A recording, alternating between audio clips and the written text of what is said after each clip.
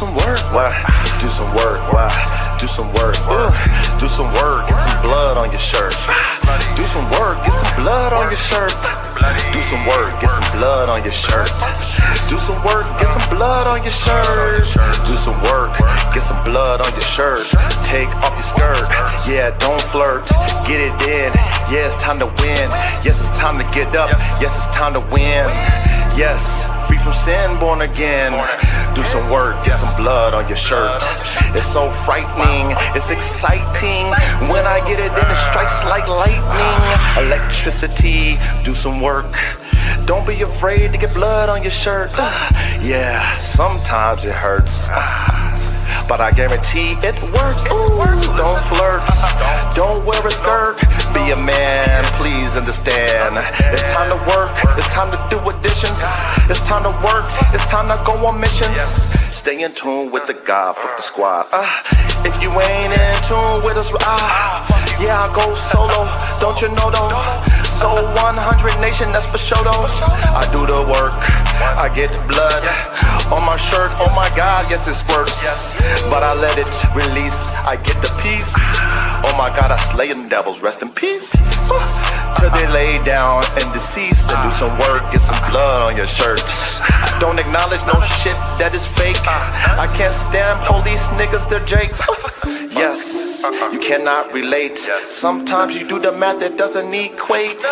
Oh my God, heaven's sakes. Oh my God, what the hell, yeah. What's the smell? I don't smell shit, cause you don't know how to do nothing. You don't know how to do it. Nigga, quit, forfeit, lay it down. Shh, don't make a sound. Yes, I'm profound and I get it in.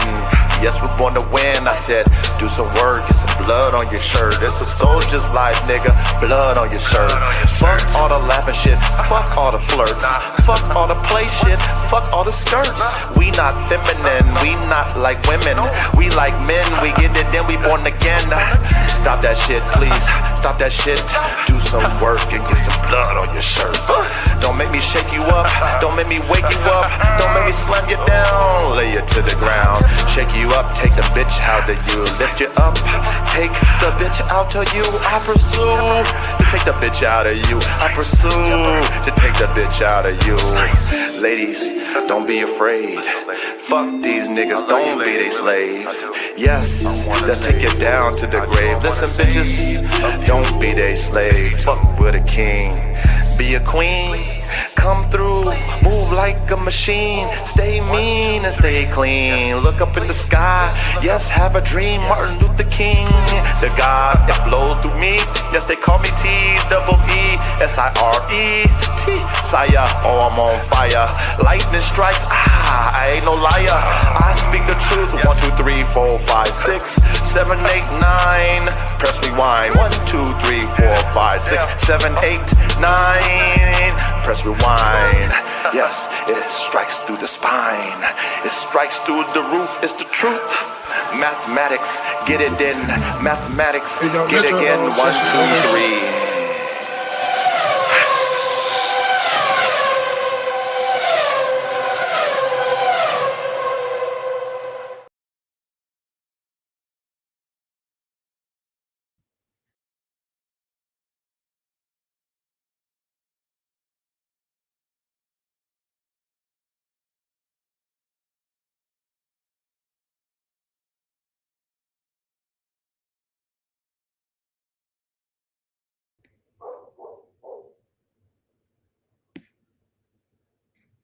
Testing, testing, testing, testing, testing. 1, 2, 3. Got a little technical difficulty here. All right, hold on, man. Let me make sure we good to go. Hold on, let me go backwards. Let me go back.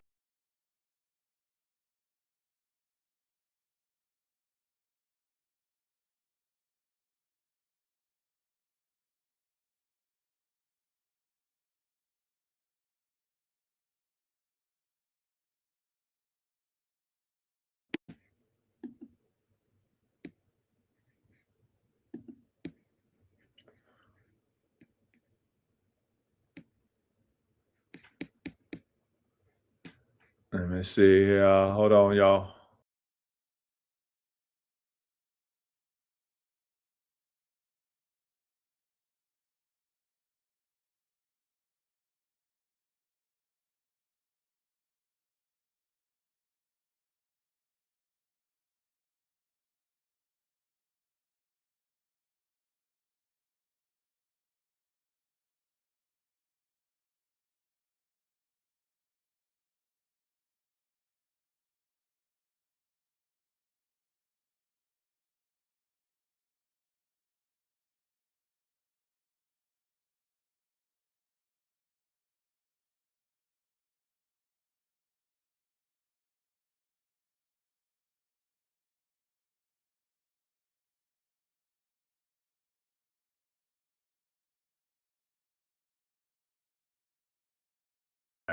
All right. Good Thursday night, world. And welcome to another episode of Lab Talk with the Dog God, aka the Coach 3, aka the Elon Musk of high performance working dogs. That is me, and he is I, and I am him, M, and M. Yeah.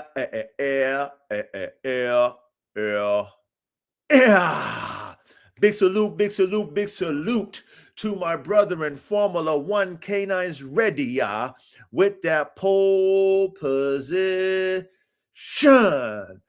Big salute to you, my brother in Formula One Canines ready with that first place. Big salute to my brother in Cooper. My brother in Cooper with that second place. Big salute and much respect to you, my brother in Cooper, man. And big salute to my brother 416 Canines with that third place, man. Hopefully you're not affected by that fire out there in Canada, man. Out there in that fire out there in Canada, man. That Canada dry, man. I guess it must be really dry out there for you guys to have them forest fires out there, huh? Out there in Canada, man. Hopefully you're safe out there, 416 K9s. That's right, man. Big salute to my brother in 416, man. Big salute to my brother in Blue Line Terriers, aka Bill in the building, man. My brother Blue Line Terriers in the building, man. Much love and respect to you, Blue Line. Big salute, big salute, big salute. And big salute to my brother, Formula One K9s, Cali in the building. Formula One K9s, Cali in the building, brother. Big salute, man. Much love, much respect to you, my mans, my brother. And that's right. What else we got up here in the front rees? We got Hanimation Bryson. This is bullshit. Okay, all right. Hanimation Bright, you must be new to the channel, man. Welcome to the channel, man. There's no bullshit over here. Hanimation is only top tier masculinity, righteous masculinity over here. Hanimation. And if you have any level of bitch made tendencies, you might want to escort yourself out of this class right now. However, if you're not, you don't got a bitch made spirit in you, then you might be okay in this classroom. But I must warn you, if you got a little bitch made spirit, you want to be chatty patty, you want to be catty, you want to be confrontational, you want to be a skeptic, then please escort yourself out of this class right now, brother. You can't handle this level of masculinity if that's you. But if it's not you, welcome, man. Have a seat, man. Get comfortable. My brother, Matt's Triassic Exotics in the building. My brother, Matt's Triassic Exotics in the building. Big salute to you. Big salute to you. Big salute. We got my brother Rogue Wolf Project in the building. My brother Rogue Wolf Project in the building, man. Much love and respect to you, Rogue Wolf. See you working your dogs. See you doing your thing. See you making your rounds, brother. Keep going. Keep working, brother. Big salute to you, man. Big salute. What else we got up here in the front rees? What else we got up here in the front rees? Look at Coop said, Coach, I just want to know tonight if there's any brand new ETs tonight. I don't know, Coop. Maybe, maybe not, Coop. I don't know. You have to stay tuned in, man. Maybe, maybe not, my brother and Coop, man. Much love and respect to my brother, Coop, man. Great question to ask, Coop. That's right. Everybody else, get yourself comfortable, man. Get yourself comfortable. You know what I mean? We got a great classroom ahead of us. Executive produced by our brother, Formula One K9's ready. Oh, shit. We got K9 B7s. K9 B7s. Big salute to you, my brother, man. All the way from New Zealand, man. All the way from New Zealand, man. Much love and respect to you out there in New Zealand, brother. I appreciate you showing up to the class. If this is your first time, man, welcome, brother. Welcome. You will enjoy this level of classroomship. If you like high performance working dogs, if you like engineering, creation of dogs, you know, anything of the sort when it comes to high performance competition type dogs, working dogs, you're going to love our class. You know what I mean? There's no class like it, man. So big salute you, brother. Welcome, welcome, welcome. That's right. Everybody gets settled in, man. Everybody gets settled in. Get comfortable. You guys in the middle, man. Welcome. You guys get settled in too. You know, all the guys in the middle. Oh, we got my brother Lucky Mills, and Lucky Mills. We got my brother Lucky Mills in the building, man. Much love and respect to you, Lucky Mills. Everybody in the middle, man, get comfortable, man. Y'all get comfortable, man. Y'all the ones that's not in the chat, but y'all here, you know what I mean? Present, ready to go, ready to do what we do. Oh, shit, we got my brother Jaguar, the band dogs in the building, man. Big salute to you, my brother. Jaguar, the band dogs, man, in the building, man. Much love and respect to you, my brother. And yes, get comfortable, man. Hey, you bitch made motherfuckers in the back, all right? You know, don't leave. You guys in the back, okay? We always invite you all to come as you are, but at the same time, we're not going to allow you to have feminine tendencies in our classroom. And if you project that, if that's really in your spirit, those of you in the back, you know what I mean, don't want to really show yourself, but you're still here because you might want to see the coach slip, fall, whatever it might be, right? You might want to see us do something that you want to laugh at or anything of the sort. You want to downgrade, downplay, you know, please stay. We got something for you, man. We got an altar call waiting for you, brother. You know what I mean? We want to help you repent from that bitch ass spirit that's running rapid amongst men today in the world that we live in 2026. It's so feminine.com on men. There's so many men with that feminine bitch made cologne on, man. They act like females, so emotional, baby, man. They be on that motherfucking Whitney. I get so emotional, baby, every time I think of it. They can't fucking use their brains. They can't calm themselves down. They can't think. They get so emotional over everything, like a female, So make sure you stay. Okay, we don't want to kick you out. Okay, if that was you, who's I told that guy over here? Let me make sure I say your name correctly, man. Just in case you didn't leave, because you know what, you might need to get it. You know, you might need to get this altar call, man. Oh, it's Hanimation. Hanimation, you just stay, man. Hanimation Bryson, man, just stay, man. If that's you, stay, brother. You know what I mean? We got an altar call for you. We want you to repent if that is who you are and that spirit that you come in. But if it's not you, if that wasn't you, we apologize. We don't want to put that bitch ass spirit on you if that's not you. Okay. But if it's you, please stay around because we're gonna help you. We're gonna help you, man. We're gonna help you repent, you bitch. If that's you. But if that's not you, okay, allegedly. If you a bitch, you're going to get that repentance, man. We're going to give you that, man. Inquisitive Dejin in the building, man. My brother, Inquisitive Dejin in the building, man. Much love and respect to you, Inquisitive Dejin. That's right, man. Get comfortable. All right, you guys. All right, now here we go. Get your backwoods, paper planes, Swisher Sweets, edibles, gars, bongs, anything that you might want to infuse herbal sensations with. Make sure it's the premium.com, not none of that Reggie Miller, not none of that fucking light Johnny Deppos. Make sure it's that motherfucker premium. I don't even think you guys can even get premium nowadays, man.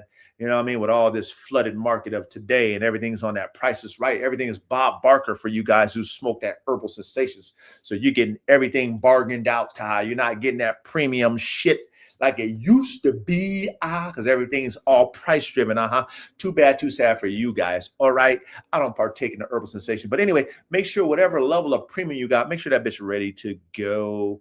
And if you like the taste of hops, dark hops, light hops, strongest hops, which is the malt liquor hops. That's right. Beer, aka beer.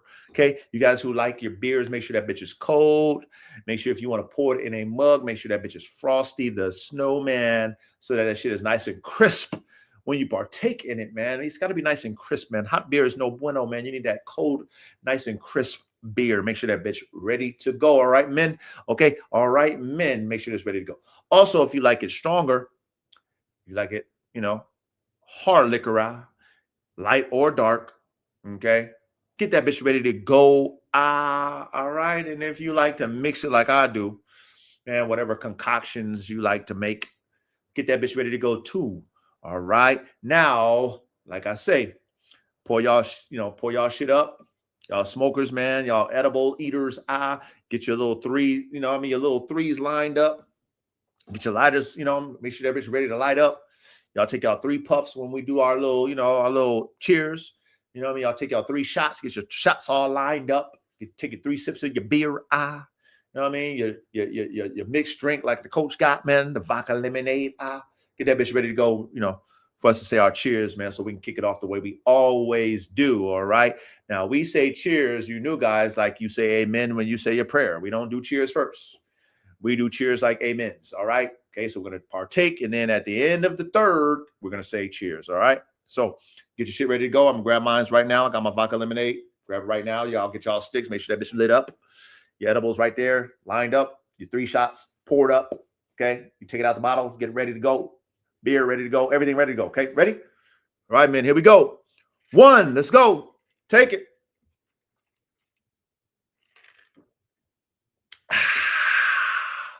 Blow that shit out. All right, here we go. 2, let's go.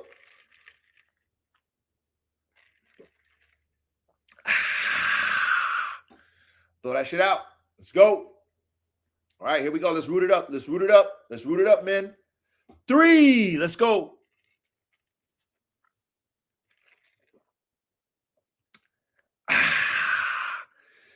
Cheers, men. Cheers. Much love and respect. Appreciate all of you showing up to class. Again, no other classroom like it on the internet when it comes to high performance working dog and working dog man engineering. There's no other class like it but ours. Okay. Well, we teach X's and O's when it comes to working dogs, man. We're the nerds of working dogs. That's right. Everything plays when it comes to these theories and these concepts and these ways of making dogs. Everything plays, and we study that shit because we're nerds. Okay. We're the Boeing, we're the Lockheed Martin, we're the Skunk Works, okay, we're the SpaceX of high performance working dogs. That's why we love it over here. And that's what you guys like. You guys are intrigued about how, what, when, where, and why, who. This is where you want to be at, man. So salute to all my, steady, consistent brethren, dogmen brethren, even you women that come in here every now and then, It's a heavy masculine class, so it's more men than women. But any of you women that show up to the class, salute to y'all. But heavy masculine class is mainly men in here. So salute to all my men over here, real men on 3. And all you new guys, new subscribers, man, welcome, welcome, welcome. If I turn you off, man, it is what it is. If you soften your feelings and you soften your mental and you can't handle this type of coaching coming from Coach 3, it's okay. You can escort yourself out. It's all right. You're not going to hurt our feelings, man. You're not going to hurt our feelings because you don't want to, be around real masculine type balanced men. You want shit to be fucking spoon-fed to you and blew on, want us to blow on that shit. Is it cool enough for you? Nah, motherfucker, you better take that shit like that shit, man. Okay? But if you can handle this shit, you like that shit, hoorah type shit, Navy SEAL, Special Forces, elite level type shit, professional athlete type shit. If you like this, come on, man. We here. This is where you want to be. So big salute, and big salute to all of you. That's right, that's right, that's right. Let me take me one more sip, and I'll get into my debriefing. Get into my debriefing. Now, God is good all the time. We got to lead off with that. Got to lead off with the God is good all the time. Just very thankful. Very thankful that, of course, we got another day to breathe and have an opportunity, right? Whatever it might be. Hopefully you guys have a purpose in life as men. But I'm very grateful I have an opportunity, to right any wrongs that I've ever done. And not only right every wrong, but to progress and succeed in the things that I'm trying to do, right? Now, y'all already know Coach got the biggest goal of his life, as a man to reach the tip of his spear. And it's been a continuation of the process of that and the work of that and the focus of that and the determination of that. And I mentioned to you guys last week that I wanted to go and, I saw a property that I was interested in, 166 acres, and I wanted to just go because, it's nearby where I'm at. Okay. So I was like, oh, okay, this is like near where I'm at on the hill. You know what I'm saying? It's another hill, but it's near the American River. Okay. So I told my wife, like, hey, we're gonna go check it out. Okay. Now she ain't as motivated as me, but she's a good wife, so she's gonna come. All right. You want to go see it? Cool. So, we go take a drive, and I'm I've never been there, obviously, man. So this property's on this hill, right? And it overlooks, the American River. And so the route that I take from my house, it's like it's like a back route. So we're going up this one-way road, okay? And it's a narrow road, and it's like on the edge of a hill, and it's a big hill, not a little hill, right? So now I'm just like, oh shit, like, damn, this is a damn, what I mean? Like, this is a narrow ass road. I'm in a dually truck, so I'm like, I'm hoping nobody coming, like down, which of course there were people coming down. So thankfully, there was an area where I can kind of pull over and shit, you know what I mean? But there wasn't a lot of areas where you can do that. So as I'm going up this hill to this property, I get to this real narrow part, no guardrail, no nothing, where you looking over, and if you over there on your Patrick Swayze drunk and you make a mistake, then you done data. Like, that's how high up on the hill that we going up to this property, right? I'm like, damn, that's not a, shit, niggas. If I bought this property, niggas come to my house, they're gonna be scared to come to they'll be scared to come to my property, because this motherfucking road is etch a sketch, right? So anyway, I'm driving up, and I'm just observing the surroundings, right? Now it's rural, right? It's a rural area. So, you got people who do what they want to do on their property, right? So you got some people that got their shit, looking like some hillbilly shit. You got some people that got their shit, decent. Then you got some shit, some people that got their shit real top tier. So it's a variety of people out there doing what they want to do on their land, which, for me, it's like, okay, that's cool. I like that. You do your shit on your land, you mind your own fucking business. That's the thing I want. You do what you want to do. I ain't in your business. Do what the fuck you want to do. You know what I'm saying? I want to be on my property, and you don't worry about what the fuck I got going on over here. You know what I'm saying? I don't care how you got your shit. You want your shit to look like a trailer park, trash, beat up cars in front of on your property. Do what the fuck you want to do. I don't give a fuck. But when I get on my 166 acres, mind your motherfucking business, right? So that's the energy I want. Okay. You know what I mean? Respect. Everybody respect each other. I don't care what level you on. And, respect. So anyway, I'm observing my surroundings as I'm going up to this property, y'all. And in order for me to go on the property, I have to call the realtor, and I wasn't going to, trespass, right? But it gave us an area and an idea of where the property is. So, me and my wife found it. Now, as I'm going there, I just wanted to visualize it, like I told y'all last week. Okay. I'm not in a position to bust. And what I mean by bust, bust my nut on that shit and get it. I'm not in that position yet, because of a lot of things I need to get in place, because it's just raw land, right? If I sell my property now, I can cash out and buy it cash, but then there's no house, there's no electrical, there's no water, it's just raw land, right? And it's California. So, everything's expensive in California, y'all, by the way. Okay. I live in Cali. So, but I wanted to get motivation, like I told y'all last week, by being able to see it, knowing I can get it. And if it's God's will for me to have it, he will make it available for me at a price I want, even though the price was very good, but at the price I want, when I can do it wholeheartedly, when I get the property, build the infrastructure, all the shit, everything's ready to go, right? Everything ready to go. So anyway, I get out there and, I see the possibilities, I see I like, I'm going up a big ass fucking hill, bigger than even when the hill I'm on. And I'm, going up these sketchy roads. And I finally get to where I need to get to. And I'm like, man, I'm just in my mind. I'm like, man, y'all, like, I gotta get to work. You know what I mean? Of course I've been working, but in my mind, I'm like, I gotta accomplish this. I want to be able to act on anything I want to act on.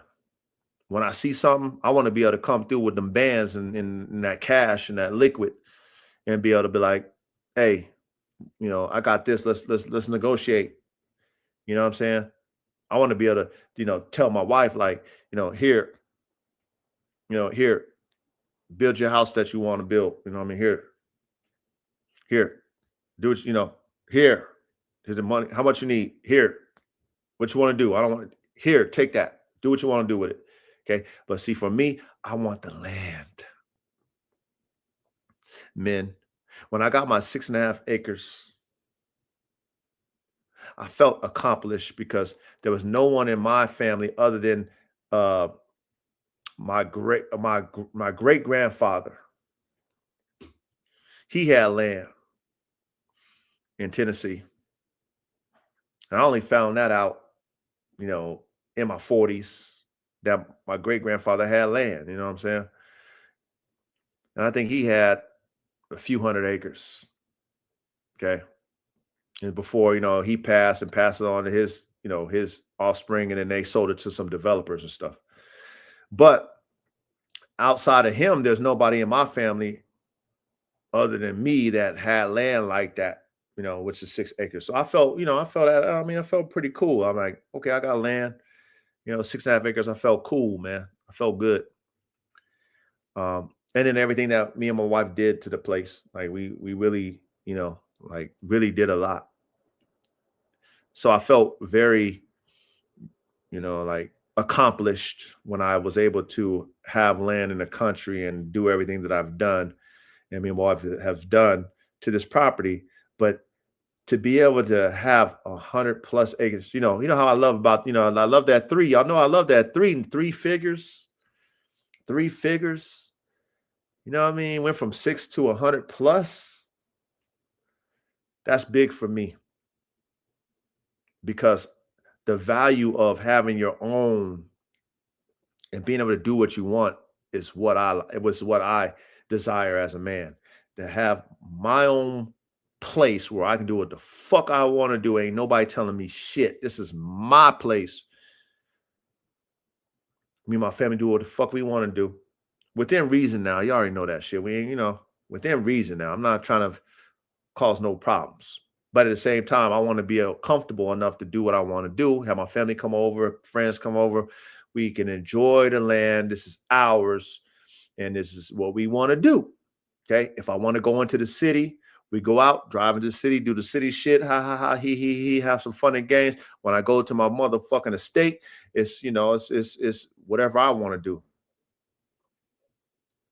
And me having this having these 6 acres, 6.5 acres, gave me a little taste of it, of what it could be, what it should be, men, when you have that vision.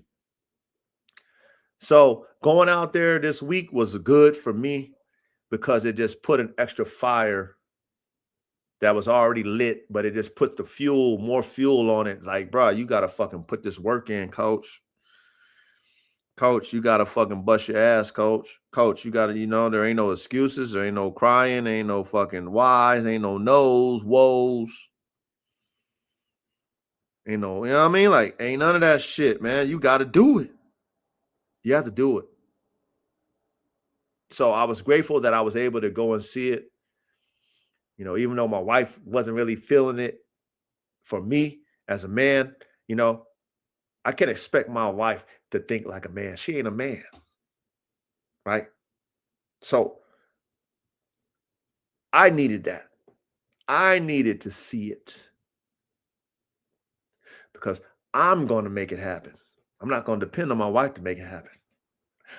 I'm going to make it motherfucking happen. Y'all understand what I'm saying, men? Okay. So to see the possibility, oh man. So, oh, man, hey, I needed it, man. I'm telling y'all, I needed it because it's pushing me closer and closer to just like, it's like any of you guys have ever rode motorcycles and you ever done any type of wheelies at a high speed, you get they call it a speed wobble when you do a wheelie on a freeway. And then you're not really like, you ain't got your throttle balanced right. You ain't got your brake on right. You ain't got your balance point on right. So then the wind hits you and then, you kind of, you're not steady. You're not stiff and firm. So you get a little, what they call the speed wobbles. You get the speed wobbles, motherfuckers get scared and they fucking put the bike down or they crash. Right, man? But see, what I learned is over time, when I've done those wheelies, I got a speed wobble, I gave it more throttle and I stiffened up and that motherfucker straightened out. Straight. Get what I said? Straighten out. That motherfucker straighten out. Straighten out. Oh, out the speed wobbles. We're stiff. We're straight. We're good. We're controlled. What that did for me, man, is made me fucking give myself more throttle and straighten myself out. Let's go. Let's get it. Let's get it. When I tell you I'm more determined than ever to fucking get that shit. Whether that's available when it's time or there's something better. Because I know how God works for me. God's going to show me something either that or better when it's time. That or better. But I needed that. All I'm saying to you guys in my debriefing, that I needed that to see what could be, even though I didn't get to go walk on the 166 acres. I got a chance to see when I went up that motherfucking big ass hill and I seen the possibilities of, man, imagine if I had that and where I would put my house, where I would give my wife the money here.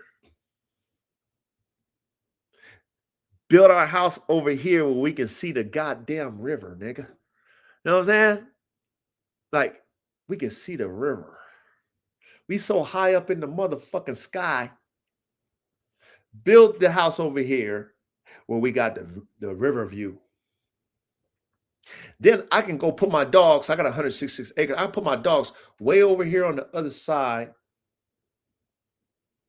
On a whole, I got so much land. You know what I mean? The dogs gonna have. I could build a goddamn 50-acre dog park if I wanted to. A whole dog resort, 50 of it.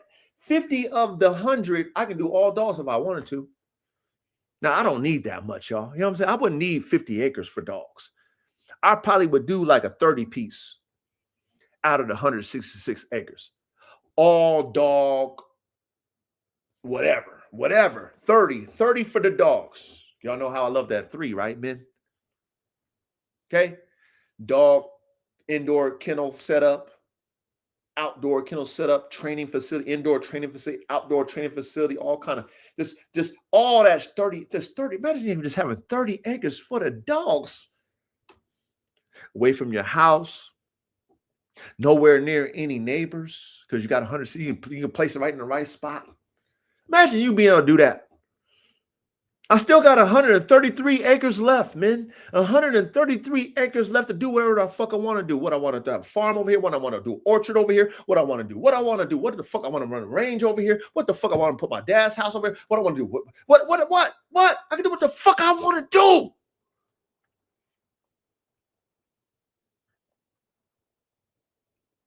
So motivating. So motivating. That's going to motivate you to get your motherfucking ass up at 5 a.m., get to work. That's going to motivate you to practice and work on your craft to be the best. That's going to motivate you to have no excuses. That's going to motivate you to work like a professional athlete like Michael Jordan, huh? Like fucking Tom Brady. Any Hall of Fame, any Hall of Fame motherfucking professional, whoever you are, Elon Musk, Steve Jobs, all these elite motherfuckers that are obsessed with hitting their goals to the point of no return. That's going to motivate you, men. It motivated me. It motivates me. So definitely want to thank the Most High God for me to be able to have things in my world to motivate me. It's called self-motivation, right? Sometimes as men, we need to be self-motivated. When everybody else don't believe or everybody else think, well, yeah, right. Sometimes you need to have self-motivation.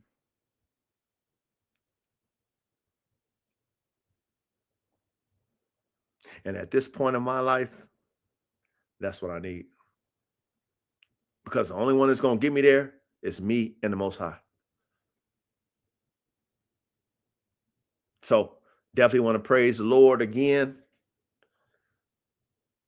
Shout out to the prayers, the faith, shout out to the work. And I'm putting in the work, y'all. I'm putting in the work. It's going to happen. You know what I'm saying? Us as Formula One canines, we got big visions and big dreams, man. And we're going to make that vision a reality here at Formula One canines. That's for damn sure. We're going to make it a reality. Okay. It sounds good when people talk about they want to do this and they want to do that. They're going to do this. It sounds good when you say it, but how many people say and then do what the fuck they say? Huh? I've always been that person that did what I said. I ain't perfect, but I still strive to do it.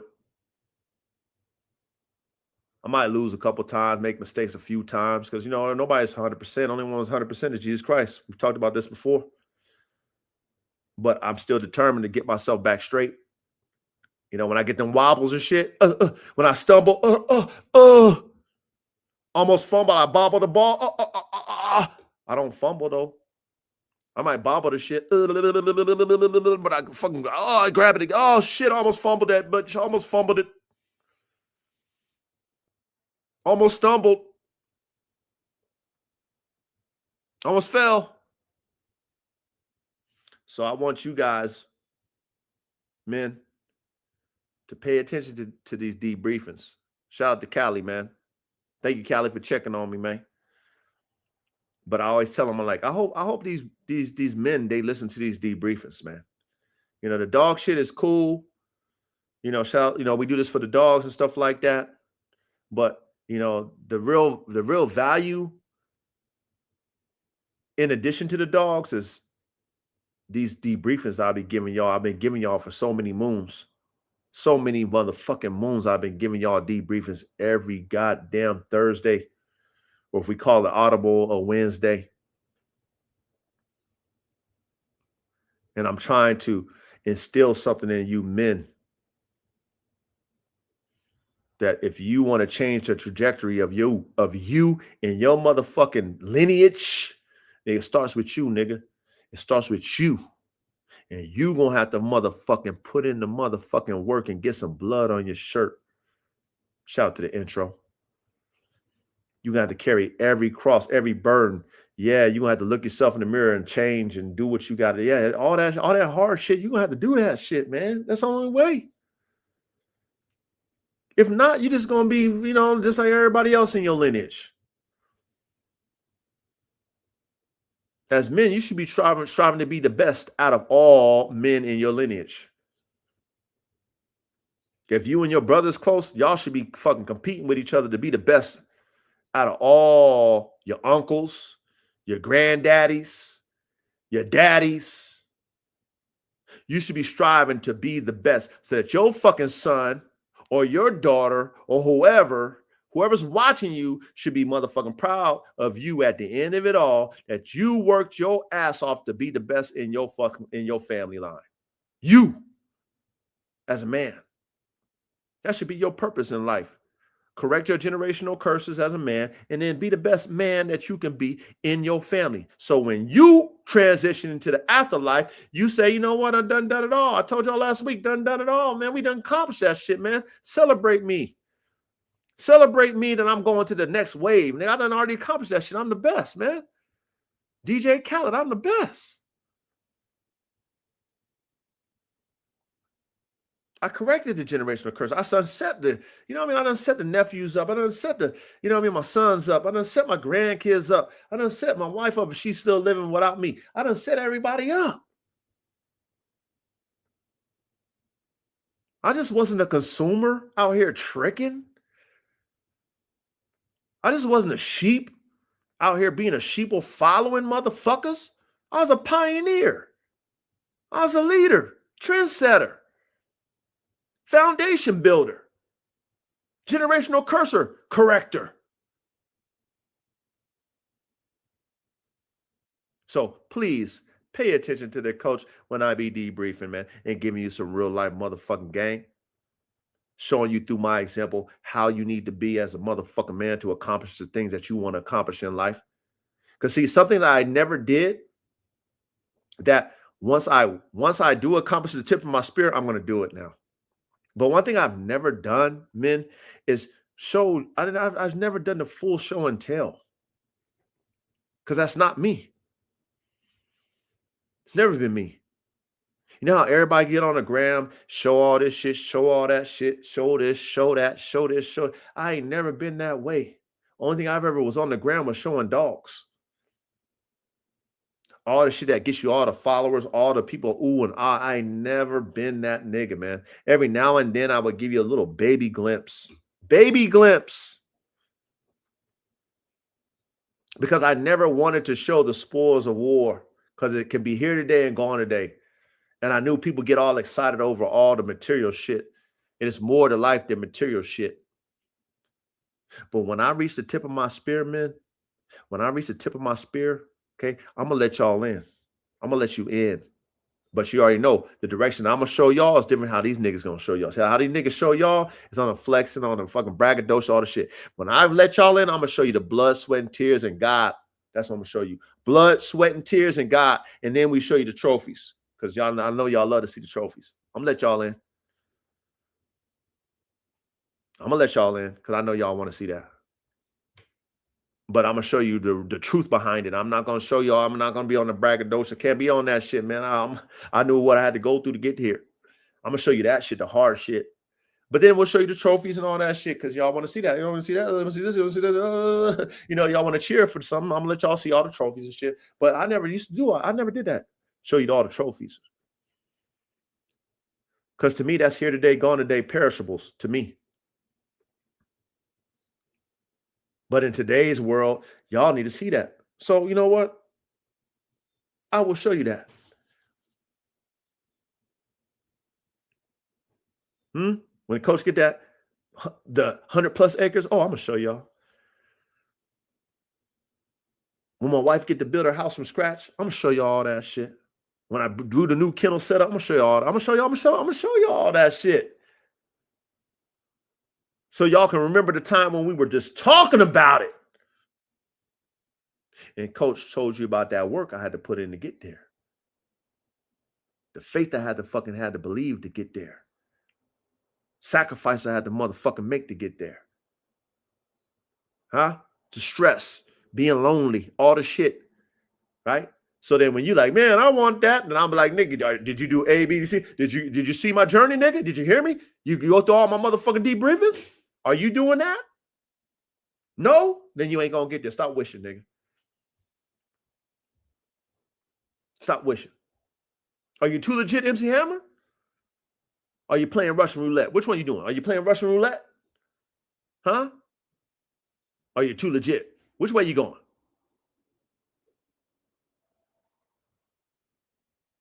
So anyway, Coop.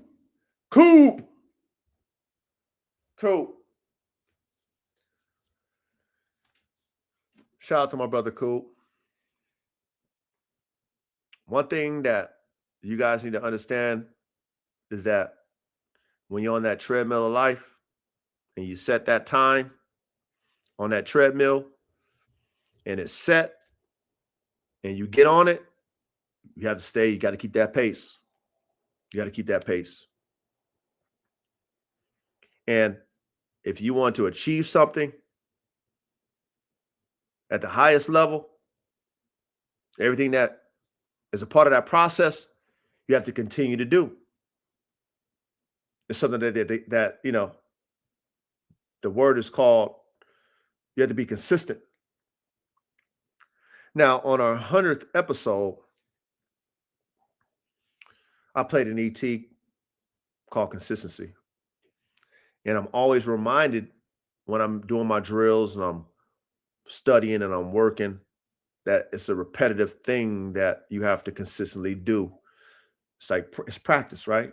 You want to play piano, you want to play the drums, you want to be a singer, you want to be an athlete, you want to be whatever, a race car driver, you want to be whatever, a trainer and dogs, you want to be whatever you might, an artist and drawing, whatever it might be, a scientist, an engineer, the best of those professions, occupations, or whatever it might be, they do a lot of consistent work in that field, or what they would call practice. Right? Like a doctor, they practice medicine. The doctors who do more of their field of work practice, they become the more elite level doctors because they have more experience, right? Same thing with the things that you want to accomplish in life, so that it requires a level of consistency, right? So we did the 100th episode, and you know, I had that ET consistency, and being that I'm trying to achieve this level that I'm trying to achieve at, and I want to perform at the highest level, so that I achieve it, everything that I'm doing, I have to be consistent in, day in, day out, day in, day out, day in, day out, day in, day out. I mean, the reps are just ridiculous, man. But it's necessary for me to be the best, like a Michael Jordan or a Tom Brady, a Deion Sanders, an Elon Musk, any top tier engineer, you know, those engineers that created the atomic bomb, right? These guys are obsessed with the work that is necessary to achieve the level that they want to achieve. They're obsessed with the work. They're obsessed with it.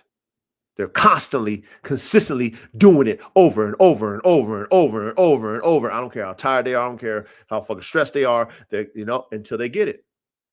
So, Coop, you asked the question, right, Coop? Coop said, "Hey, Coach, man, is there going to be another ET?" And Coop, the answer is yes, Coop. Okay. And shout out to this ET, because this ET is meant a lot when the Most High put it upon my spirit to put it on the devil's track, to let you guys understand that consistency is the only way you're going to get and perform and achieve the highest levels. You got to put them reps in, man.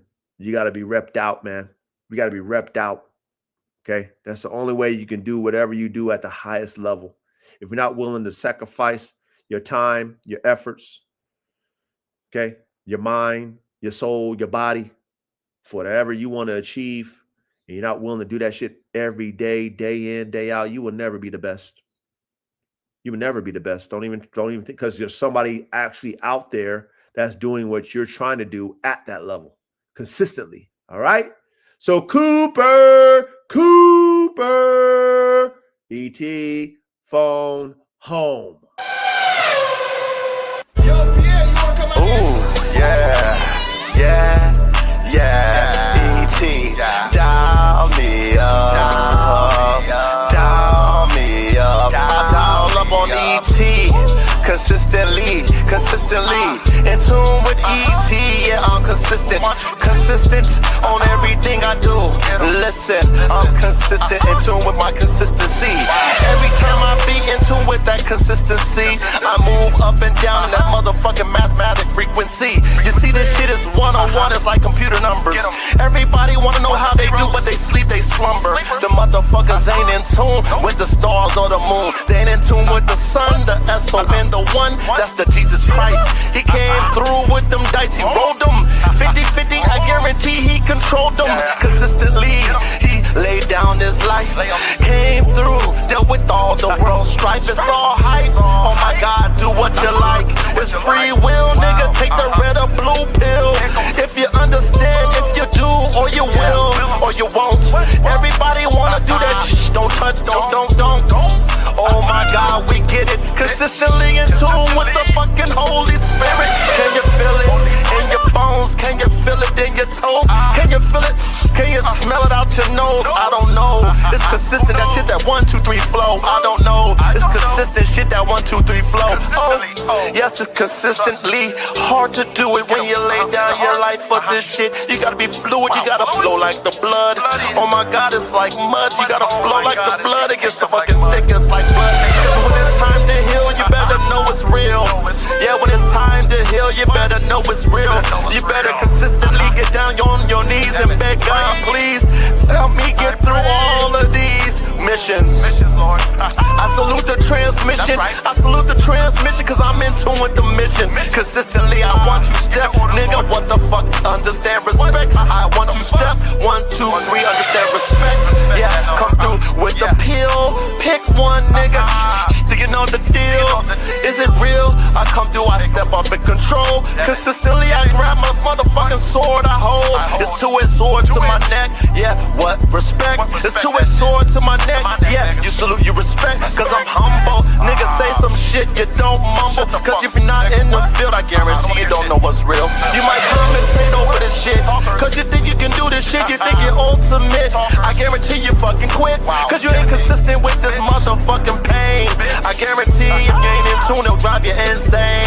I guarantee you'll get scared when it fucking rains. I guarantee you'll get scared when it fucking rains. Use your brains and things to calculate the shit for Jesus' sake. Oh Lord, thank you Lord for that word. Consistently, I'm in tune with your word, that's the spirit. In tune with the holiness, it's 12th dimensional spirit. It goes in and out, round and round. Listen to them sounds, round and round. Consistently, pronoun, we get it up. Yes, we fucking flow consistently with the Holy Ghost. I guarantee you will show. We'll show you the fruits and them works. Oh my God, look at our shirt, it's full of dirt, it's full of sweat. Oh my God, respect, it's full of dirt, it's full of sweat. You better motherfucking respect. Cause I work the till of the field. Cause I'm out here, it's real. I work the till in the field. Cause I'm out here, it's real. Consistently, I carry my cross, I will never get lost. I carry my cross, I will never get lost. Cause I got the compass of the Christ. Salute to them fucking dice. I got the compass of the Christ. Salute to the dice. Oh my God, yes, I'm nice. Salute to the dice. Consistently rolling them 50-50. 1, 2, 3, twice. Nice.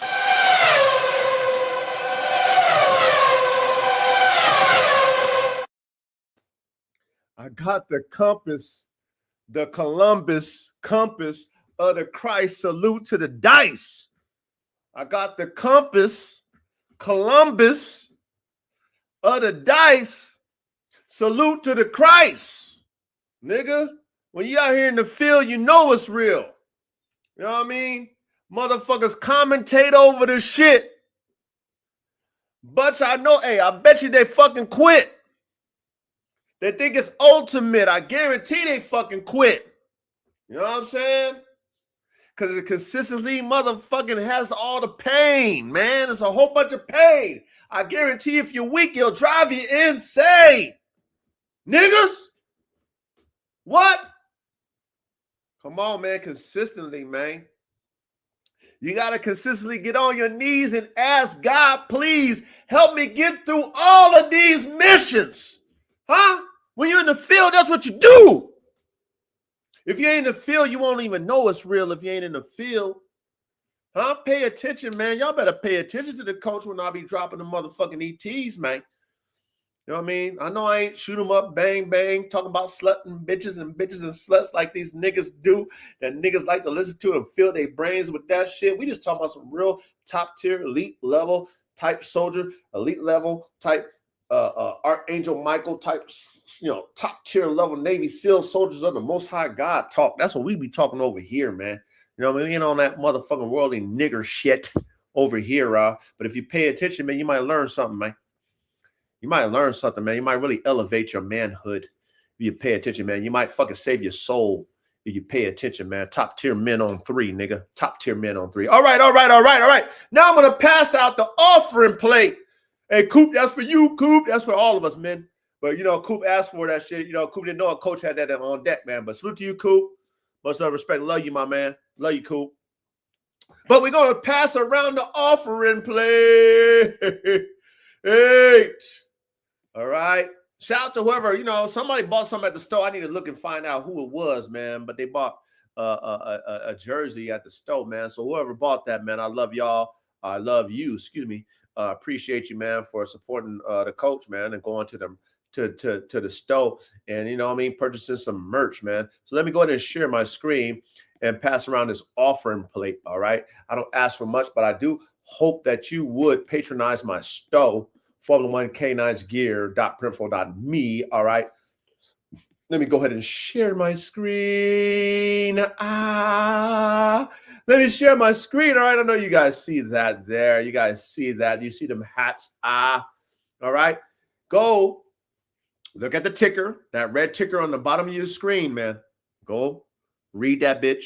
Type it into your browser at Formula One Canines Gear.printful.me and get the best merch in the game of high performance working dogs. Formula One, if y'all know anything about high performance motorsports, okay, there's MotoGP when it comes to motorcycles. And when it comes to cars, there's Formula One. And when it comes to dogs, there's Formula One Canines. The tip of the spear, all right? So we got to go ahead and, represent with the merch. Man, if you want to get you a hat, man, go ahead and, shop, man. We got all kind of variants, all kind of different hats, different styles. You know how the coach feels about that 3, Father, Son, and the Holy Ghost. Okay, pyramids, the ultimate root number, 1, 2, and 3. We got the 3 hats. You know what I mean? Man, we got so many different variants for you, man. Go ahead and support your boy, man. A salute to all the ones who have, put money in the offering plate and got them some merch. And, patronize my store and, bought some merch, man. I appreciate y'all, man. But get you a hat, man. Get you a hat. You know what I mean? Get you a hat. All kind of different variants for you guys. All right. Okay. Let's go ahead and look at the clothing, man. Get you a shirt. Man, I got all kind of shirts, man. Got the Red Bull shirt, man. Got DNA shirt. Got the AK-47 chopper, aka the Bone Crusher shirt. Got the polos. We got the hoodies. We got the motherfucking sweaters. Man, we got so many variances for you, man. Go, man. Type it in your damn browser, man. We got the AR-15 shirts and AR-15 hoodies. What a man. I mean, man. Go ahead and, patronize the store, man. At Formula One Canines Gear.printful.me. At Formula One Canines Gear.printful.me. Oh, man, we got the coach. You know what I mean? That's y'all. You know what I mean?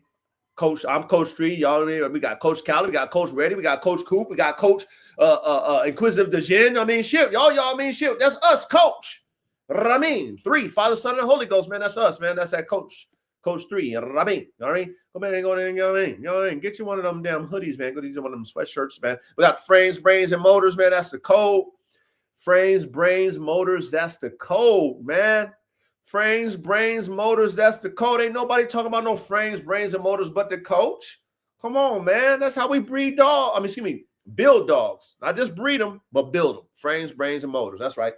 Man, look at that, man. Come in, you know what I mean? Shit. Formula One Canines Gear.printful.me. Again, private in your browser at Formula One Canines Gear.printful.me, man. Go ahead and shop at the store, man. Go ahead and shop at the store. Support the movement, man. I would greatly appreciate that. Put some money in the offering plate. You get something top tier back, man. We got the embroidery. We got so many different variances for you. All right. Just like our dolls, we got so many variances. All righty then. All right. You guys can see that. You guys can see that. I'm sure you see it. All right. Oh man, so much. Go shop at the store. All right. Now, ready. What's next, ready? What's next, ready? What we gonna do next, man? What we got next, ready?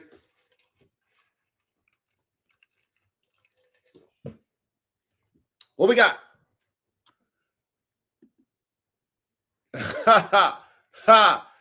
Hey, you guys in the back, don't run. Look, ready. They already was running. They already know what time it is. They'll be back. But look, we give you an opportunity.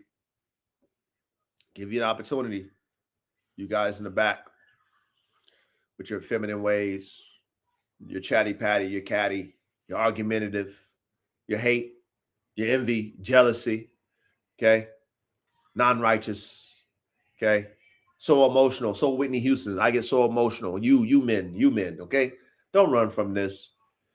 Don't run from it. Come to the front. We want to lay hands on you. We want to give you an opportunity to repent from your bitch ass ways. We want you to really be in tune with the ancestors, okay? The ancestors who knew how to be a man and who stood on man principles. Let women be women and men be men, okay? Separation, drew the line, understood it, okay? Knew how to be that example for the younger men around them, okay? All right? We want you to come to the front. We want to lay hands on you. We want to give you an opportunity to repent from your bitch ass ways and, turn from it. You know what I mean? Just be, be a man that you should be. Be a man that you could be, not the man that you are. Because the man that you are, oh, it's so sad. It's so motherfucking sad. Oh my God. Can't stand seeing that bitch ass shit, that feminine shit that we see on the internet. So much bitch ass men. They think it's cool. Don't they think it's cool? I don't know why they think that shit is cool. That shit looks fucking soft.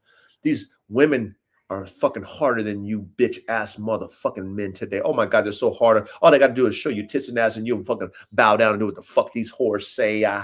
You do what anything these fucking Jezebel sluts will say if they show you tits and ass. You'll do everything, huh? Yes, you will. Instead of you being in control, they're in control.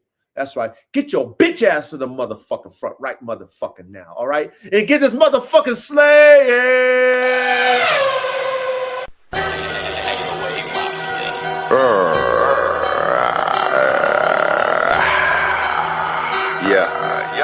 E.T. phone home, E.T. phone home, talking E.T. phone home, tuning E.T. E.T.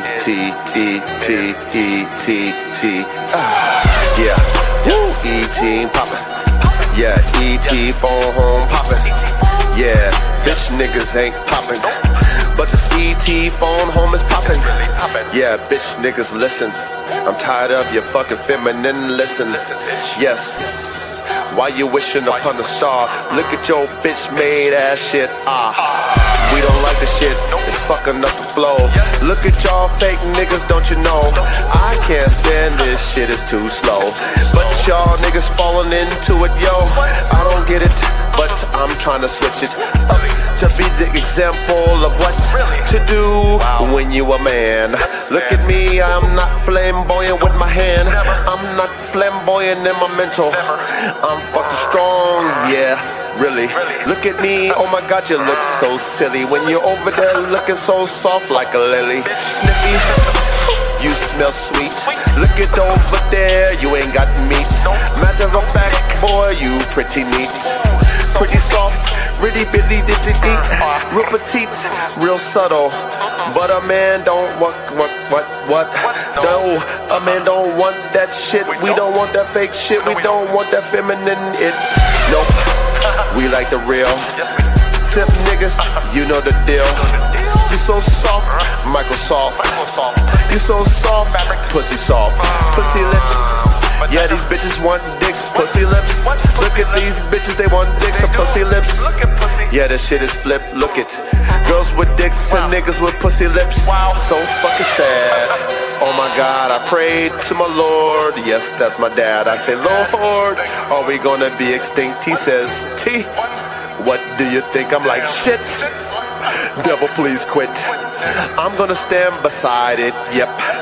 I'ma rep the real man with my dick in my hand, bend them over, show them the plan. Yeah, that girl be like, I thought you know niggas was gone. While she's moaning with my fingers in the she be like, oh God, yes, what? Yeah, you simp niggas fell. Instead of you getting head, you giving. You over there eating that puss. Look at that girl, she squeezing on you, yeah, she squeeze on your gush. Yeah, she be busting on your gush. But she busts in your face, what a disgrace. Switch it up, yeah, you a disgrace. Hey.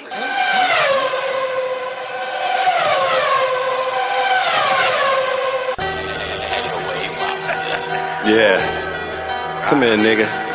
I see you over there hiding behind that bitch. See you over there acting like a snitch. See you over there behind them closed doors, acting like a fucking whore. Come here, nigga.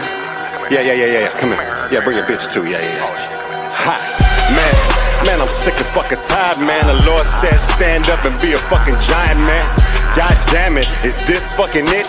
Me and the coach and god damn it, prime it. Man, we gonna do this shit.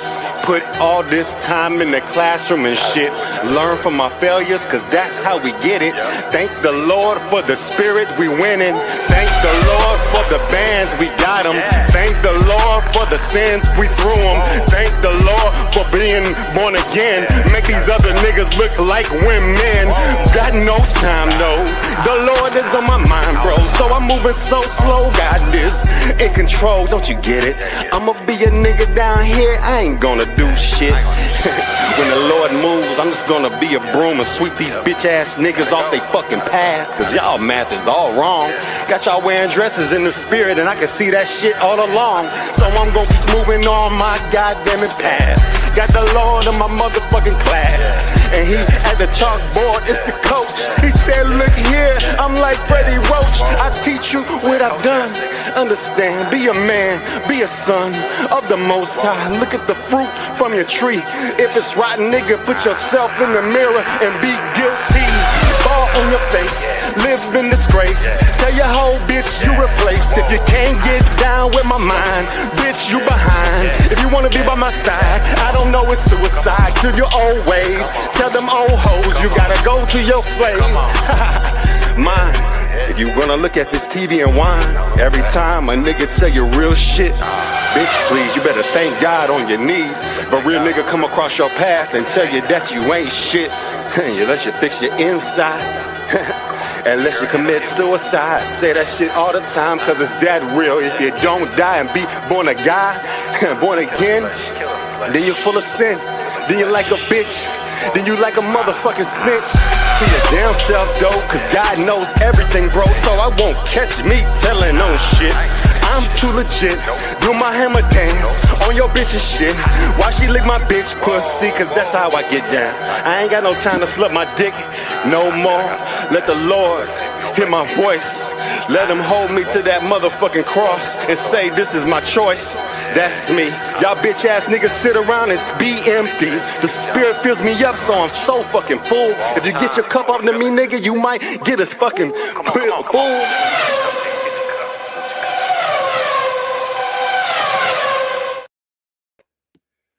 Real men on 3. Real men on 3. They always run. Ready? Chat. These bitches always run and they always come back. Bitch. You soft ass bitches. Running ass bitches. That's all right. It's all good, man. You know what I mean? Run from it, man. Run from the mirror. They know, hey, they know who they are. Men, they know who they are. That's why they run from it, man. They just can't look at themselves. You know what I mean? You know what I mean? It's rare that motherfuckers tell them about themselves. You know what I mean? So they run and then they come back because they can accept it. It's okay. It's okay. We're going to always give you guys an opportunity to repent. That's what we always going to do. You know what I'm saying? Y'all can come into class and act like y'all didn't hear it. You know what I mean? Y'all didn't get the altar call. You know what I mean? God going to honor us because we at least give you the opportunity and we show you where the water is. We're not responsible for you to drink the motherfucking water. Right? We can show the horse the water, but guess what we can't do, men? We don't have to make them drink. It's free will, but we can lead them to water, men. That's right. That's right. That's right. Real men on three. Real men on three. All right. I'm going to drop the link. All right, let's get this class started, man. Let's get this goddamn class started, man. Let's get it started, man. I'm going to drop the link, and we're going to go ahead, and we're going to, kick it off, man. We got a great class, executive produced by our brother, Formula One Canines ready. We got our brother, Formula One Canines Cali. And yeah, we're going to cook it up really nice at the dice. That's right. Like we always do. All right. So you guys, hopefully you guys got your notes. You guys are ready for a great class because we got one right now. All right.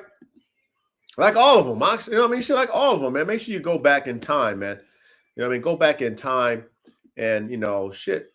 You know what I mean? Go back and hit the replay, man. We got some great classes, man. The link is in the chat, all right? But while the link is in the chat, man, let's go ahead and pump this motherfucker up, all right? Watch him come back in, man, all right? Watch him come back in, all right? Let's go ahead and pump this motherfucker up. Here we go.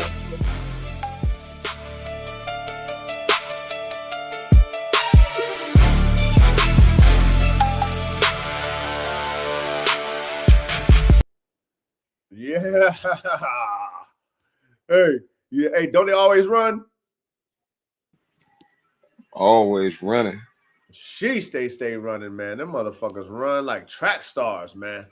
Golly. Switching sides, switching sides, switching teams, switch hitting, It's a sad play, man. It's a sad play. It's a sad day in the world, but you know what? We're going to stand firm on it. You feel me?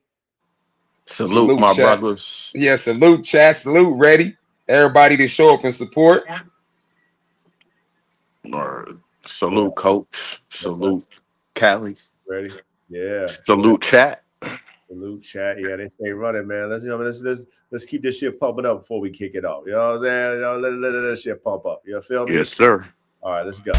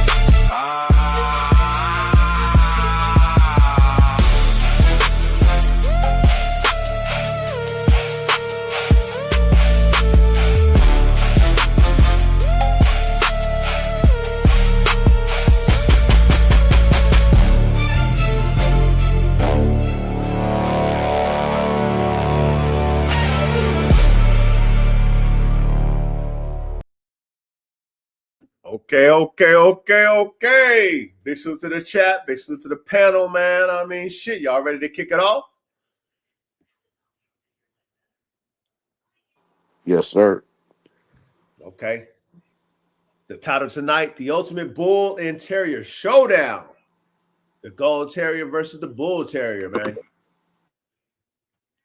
So I'm going to go ahead and pass it off to you, brother Ready. And yeah, man, do what you do. All right. Uh, I got the Gull Terrier. So, Gull Terrier, history and creation. The Gull Terrier, also known as the Indian or Pakistani Bull Terrier, is a rare breed originating from the Punjab region of India and Pakistan. It is a direct descendant of the English Bull Terrier brought to the Indian subcontinent during the British Raj and was created by crossing these imported dogs with indigenous local breeds. History and origins. Colonial development. During the era of the British Raj, mid-19th to mid-20th centuries, British military personnel and settlers introduced English Bull Terriers to the region. These dogs quickly gained popularity, leading to the establishment of the Bull Terrier Club of India in Calcutta. Blood sports and function.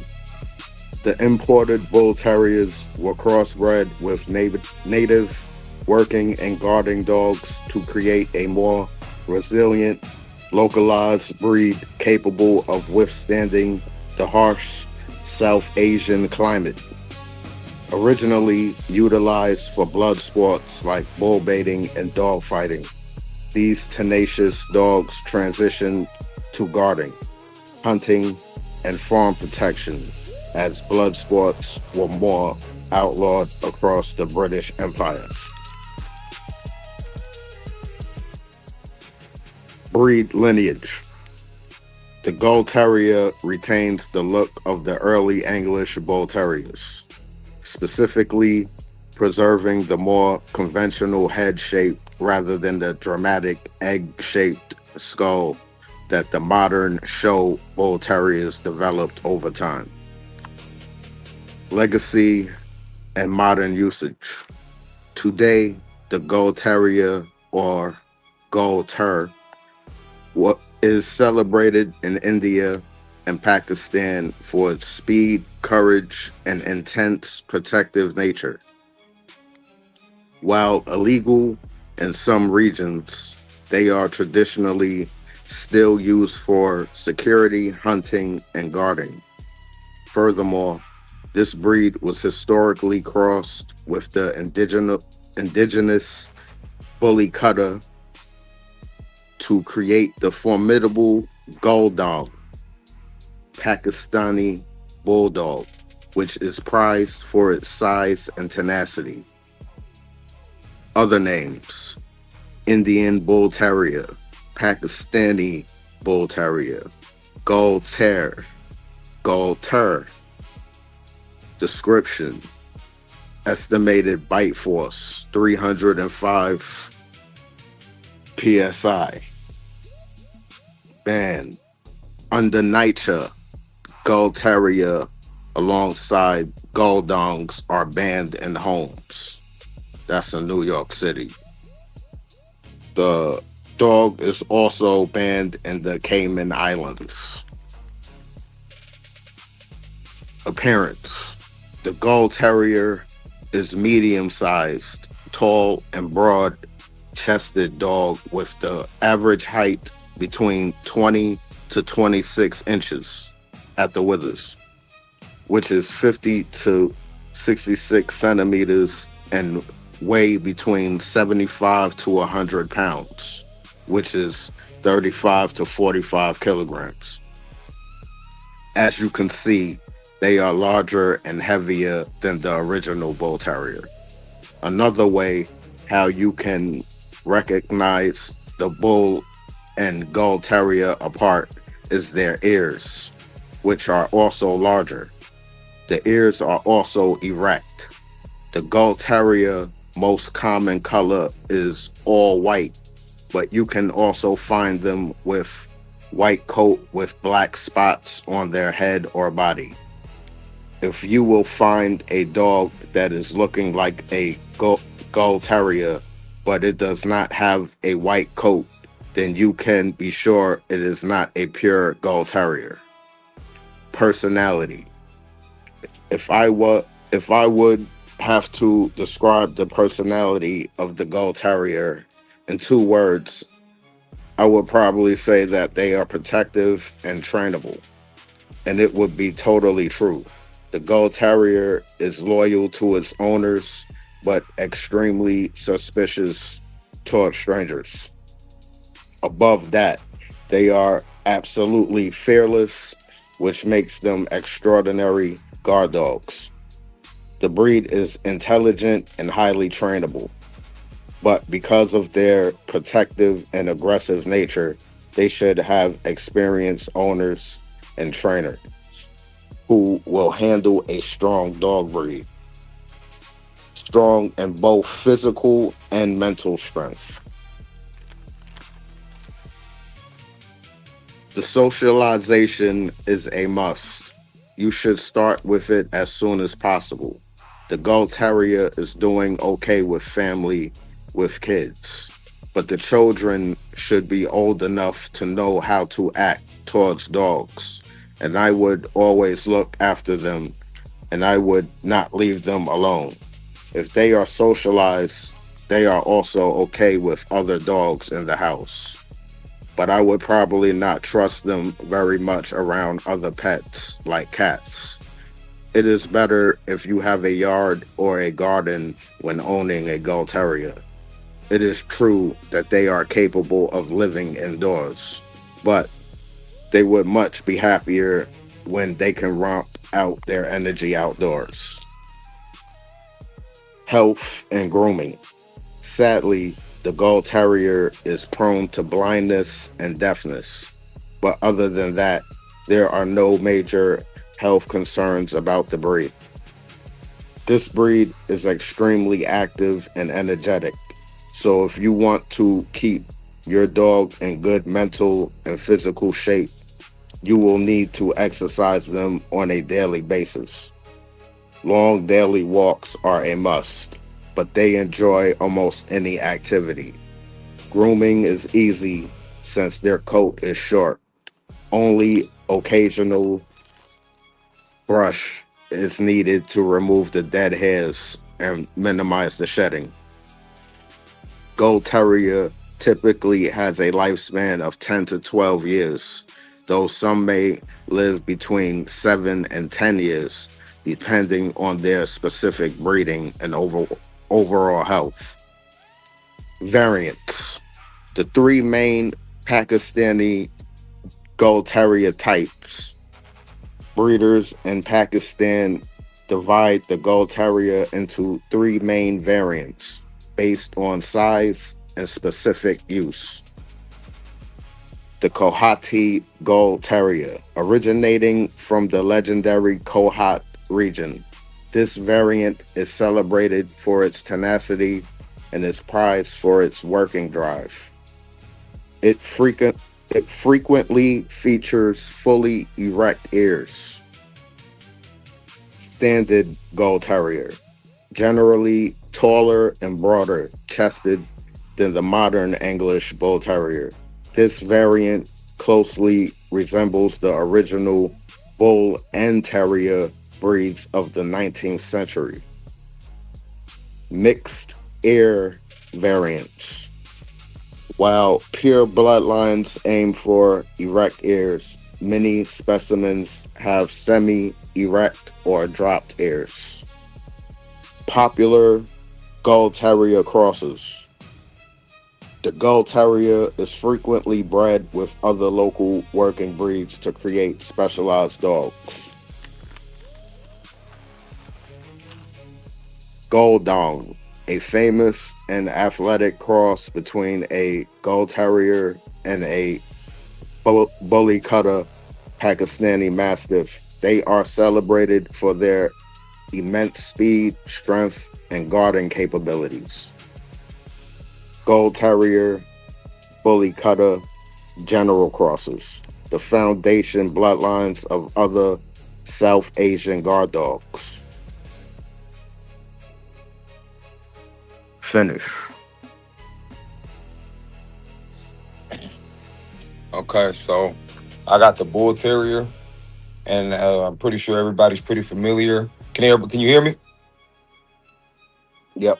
Okay. All right, so start with the Bull Terrier history. The Bull Terrier is a distinctive dog breed that originated in England during the mid-1800s. It was developed to be a strong, athletic companion with courage and intelligence. History. In the early 19th century, breeders crossed the Old English Bulldog, now extinct, with the Old English Terrier, also extinct, to create the first Bull and Terrier dogs. These dogs were originally used for blood sports such as bull baiting and ratting because of their strength, agility, and determination. After bull baiting was outlawed in Britain in 1835, breeders began focusing on creating a more refined companion dog. James Hinks and the modern Bull Terrier. In the 1860s, breeder James Hinks of Birmingham, England, is credited with creating the modern Bull Terrier. He crossed Bull and Terrier dogs with White English Terrier, now extinct, and a Dalmatian. Some historians believe breeds such as the Greyhound and Spanish Pointer may have also contributed. Hinks aimed to produce an elegant, all-white dog known as the White Cavalier, admired for his bravery, stylish appearance, and gentle temperament with people. Development. Early Bull Terriers were almost entirely white. Colored Bull Terriers became more common in the early 20th century after crosses with the Staffordshire Bull Terrier helped improve health and add coat colors. The breed gradually transitioned from working and sporting dog into a popular family companion and show dog. Distinctive features. The Bull Terrier is famous for its egg-shaped head with a curved profile, small triangular eyes, muscular athletic body, fearless, playful, and loyal personality. Today, Bull Terriers are valued as affectionate family dogs, watchdogs, and successful competitors in dog sports. While they retain their bold and energetic nature, responsible breeding has emphasized stable temperaments, making them devoted companions while properly trained and socialized. The Bull Terrier breed origins. The Bull Terrier was developed in England, or we already went over that, by crossing several breeds to create a stylish, courageous, and athletic companion. The main breeds that contributed to the Bull Terrier are the Old English Bulldog, which supplied strength, courage, and determination, added a muscular build and powerful jaws. Second was the Old English Terrier, often the White English Terrier type, contributed speed, agility, alertness, and the classic Terrier temperament. It helped make the breed more athletic and energetic. Third, the English White Terrier, widely credited as an important influence. It helped refine the elegant appearance and the white coat.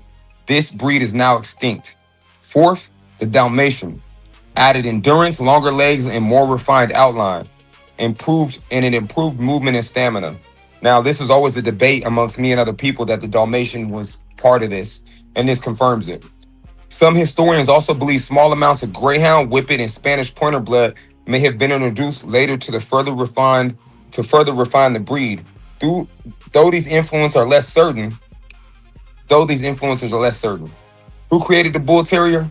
The breed is most closely associated with James Hinks of Birmingham, England. Around 1860, Hinks aimed to produce an all-white, well-mannered dog known as the White Cavalier. Colored Bull Terriers were recognized much later after additional breeding. Next, I have Bull Terrier traits. Physical traits. Height, 21 to 22 inches. Weight, 50 to 70 pounds. Coat, short, smooth, dense, and glossy. Colors, white brindle, black brindle, red, fawn, tricolor, or combinations with white. Build, compact, muscular, and athletic. Lifespan, 12 to 13 years. Personality traits. Loyal, forms strong bonds with family. Fearless, naturally confident and rarely timid. Playful, often described as having a clownish sense of humor. Affectionate, loves spending time with people and enjoys attention. Intelligent, learns quickly but can be independent. Stubborn, requires patient, consistent training. Energetic, needs daily exercise and mental stimulation. Courageous, will confidently protect its family if necessary. Temperament, friendly and outgoing with people when properly socialized. Usually very good with older children who understand respectful interaction. Can be dominant or pushy toward unfamiliar dogs, especially those of the same sex. High prey drive may make them chase small animals. Strengths, extremely loyal companion. Muscular and athletic. Excellent watchdog due to alertness and confidence. Low maintenance coat. Highly entertaining and affectionate. Weaknesses, can be stubborn during training, needs plenty of exercise to prevent boredom, may become destructive if left alone for long periods, can develop dog aggression without early socialization, strong prey drive. Exercise needs, 60 to 90 minutes of exercise daily, enjoys long walks, running, tug games, fetch, agility, puzzle toys, and obedience training. Intelligence, Bull Terriers are smart problem solvers but tend to think independently. They respond best to positive reinforcement, short engaging training sessions, consistent rules and routines. Family compatibility. They make excellent family dogs for active households because they are loving with their owners, playful with children, social when properly introduced to people and pets, happiest when included in family activities rather than left alone. Overall, the Bull Terrier is bold, affectionate, and energetic breed that thrives with experienced owners who can provide consistent training, early socialization, and plenty of physical and mental activity. And I might add, this is kind of crazy observation, but if you seen Friday with the Bull Terrier, that was a real Bull Terrier. Everything that Bull Terrier, Chico, I think was his name, everything you've seen him do, he was a real Bull Terrier and a good representation. If you look at the traits and you look at how he carried himself in the movie, which is crazy, but that was a real original Bull Terrier. Facts. Here are some of the most interesting and unusual facts about the Bull Terrier. Their head is one of a kind. If you've seen them, everybody knows this. Bull Terriers are the only dog breed with a distinctive egg-shaped head and small triangular eyes, giving them a unique appearance. They were originally gladiator dogs. In the 1800s, they were developed in England by crossing bulldogs with various terriers to create a tough, agile dog for blood sports. After these sports were outlawed, breeders emphasized their temperaments as companions. They're known as the clown of the dog world. Bull Terriers are famous for their goofy personalities, playful antics, and love of making people laugh. They have incredible determination. Once they focus on something, they can be very persistent. This trait made them excellent working dogs, but also means they need consistent training. They can jump surprisingly high. Their muscular hindquarters allow many Bull Terriers to leap over fences or obstacles, much higher than expected. They have a powerful bite, but not the strongest. Despite internet myths, Bull Terriers do not have the strongest bite force of any dog. Their strength comes from powerful jaw muscles and determination rather than exceptional bite pressure. I believe that if you work those jaw muscles, you can get an extremely high bite out of them. But, they're natural comedians. Many owners report their Bull Terriers invent games, talk with funny vocalizations, and perform silly behaviors just to get attention. That's why I said Chico on Friday, because if you paid attention, he exerted all these traits. The famous Target mascot is a Bull Terrier. The dog named Bullseye has become one of the most recognizable advertising mascots in the United States. They come in two sizes. There is a standard Bull Terrier and a miniature Bull Terrier, which has the same appearance in a small package. These are the variants that they have. They have a full face. Unlike most dogs, Bull Terriers have a smoothly curved profile from the top of their skull to the nose, known as a down face. They're surprisingly affectionate. Although muscular and athletic, Bull Terriers often think they're lap dogs and enjoy cuddling with their families. They can excel in sports. Bull Terriers compete successfully in agility, obedience, rally, scent work, and trick competitions thanks to their intelligence and athleticism. Bonus facts. Their average lifespan is 12 to 13 years, with many living into their mid-teens. While Bull Terriers have white Bull Terriers have a higher risk of inherited deafness. So responsible breeders often perform hearing BAR testing. They have exceptionally high pain tolerance, which means injuries can sometimes go unnoticed. Their skin and coat make them more susceptible to sunburn, especially white Bull Terriers in cold weather. They thrive on human companionship and can become destructive if left alone for long periods. Despite their tough appearance, a well-socialized Bull Terrier is typically a loyal, affectionate, and entertaining companion with a huge personality. Now, everybody who knows, this is why they use the Bull Terrier as a strong foundation for what we have in America. In America, is the pit bull, and you can see clearly. And I digress. That is everything I have. Amazing, amazing.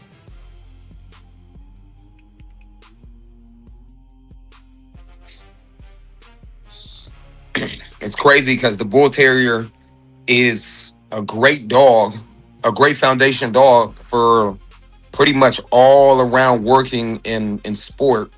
Even though they've in America it's illegal for us to do blood sport. This is an all around dog that if you add to your program, this dog is going to improve your program all around. And it's rare that we see that. Even though everybody knows the Bull Terrier, it's rare that we see a full package foundation dog like this. Yeah, these modern Bull Terriers, those ain't really nothing. It's the real one, the one before they turned their snout down. When the snout was normal, a regular snout, that's when they was that dog. It's crazy you say that because when I'm looking at the pictures, I'm guessing that's the man, James Hinks. Those Bull Terriers do not have that head. They look more like American Pit Bull Terriers. That's what I'm saying. Like literally, that's all it literally, except for the ears, it looks like an American Pit Bull Terrier. And truly and honestly, this is what gave us our American Pit Bull Terrier. I think a lot of Pit Bull lovers need to know this because it's a great debate on what made what and how the Bull Terrier is responsible for a whole lot of the American Pit Bull Terrier. If anybody denies that the facts, we just put it out there. 100. Yeah, they was mixing a lot of dogs in the Pit Bull Terriers, by the way. Yes, you know. Who are we? We don't know shit. Yeah, I mean, basically, you mix this with the staff, and there you go.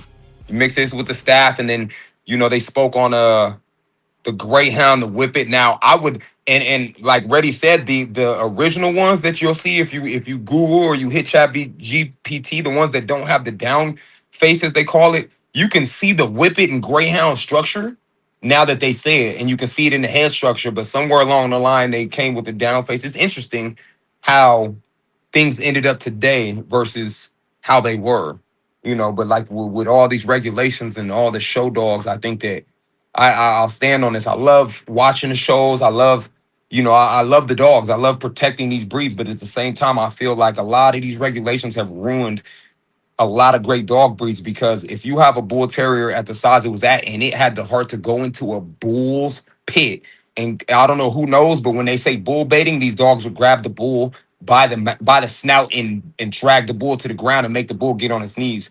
If you have a dog at this size, this small, compact, and he can bring down a 1,500-pound bull or 1,000-pound bull, this is a hell of a dog. Period. Oh, yeah. Facts, hands down. Oh, yeah. Good job, fellas. That was a great job. You guys ready for Miss ChatGPT to do her thing or what?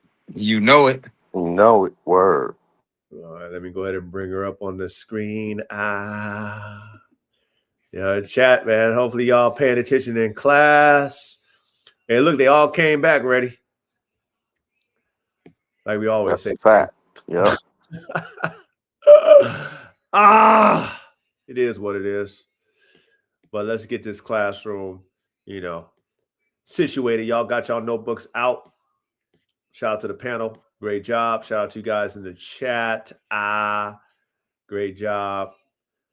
Paying attention in class. But let me go ahead and share my screen. Let me share my screen. Let me make it big. You guys can see that? Yes, sir. All right. Chad, again, I am the coach. I'm not your professor. I'm not your English teacher. I'm just teaching X's and O's on the chalkboard. I do a very good job at narrating for the most part, but I got my brothers here. If I do slaughter a word, I know I will be corrected. If you guys can read, please be my guest. Read the screen. You know what I mean? Pay attention to the things that I say. Also, pay attention to the things that you read. But we're gonna go ahead and break this down. Thanks to our assistant coach, Miss ChatGPT. She's been following us ever since we introduced her to the playbook, and she does a good job as when it comes to incorporating everything that we've ever talked about into the dogs that we're talking about today. So please pay attention as we break down the Gull Terrier versus the Bull Terrier. All right, here we go. Gull Terrier versus Bull Terrier. Pakistan's fighting athlete versus England's gentleman gladiator. The Gull Terrier and the Bull Terrier share common bulldog and terrier ancestry, but today they represent two different breeding philosophies. The Bull Terrier became a standardized show and companion breed recognized worldwide, while the Gull Terrier remained a performance-based working dog developed in Pakistan for hunting, guarding, and historically illegal dog fighting. Although they look somewhat similar at first glance, their genetics, structure, temperament, athletic ability, and working style are very different. Origins, Bull Terrier. All right, so this is the traditional ones that we normally see. The Spud McKenzie ones, right? Yep.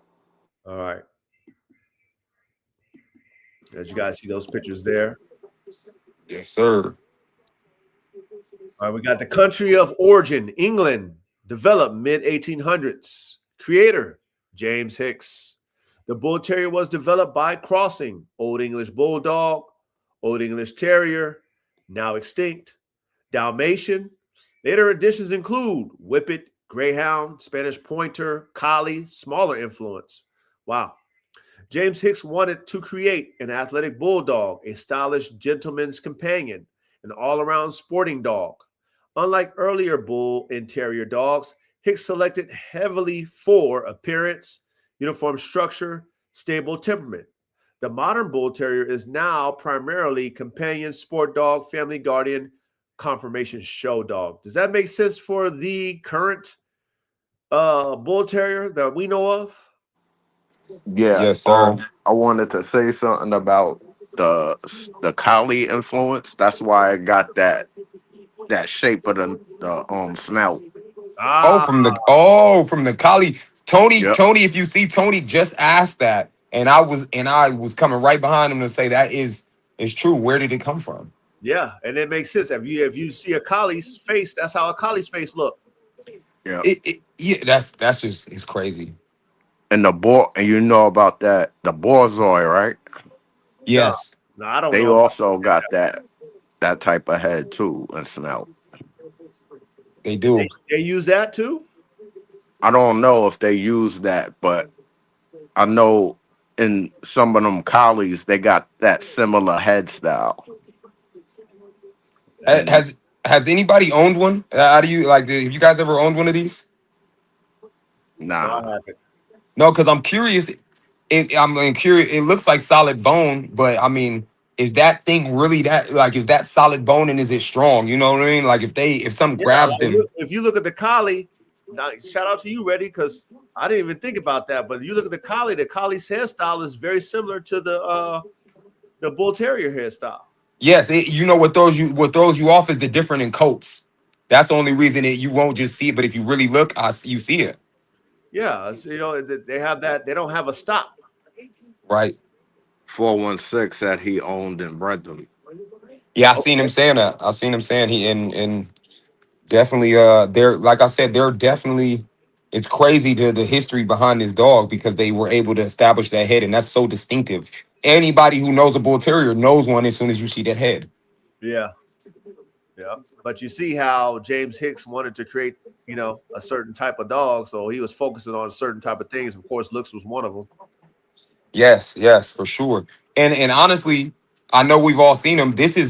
That head it's almost like a tank type head. Like that's like a bulldozer's head if you put that on a bigger dog. So when you see that guy, what's his name, Chad, the guy who's doing the project where he's mixing these with presses. It's a great idea because that head is like, that's like an armor. Because 416 said it's solid bone, so that's armor. Period. I got you, Tony. It's Borzoi. Borzoi.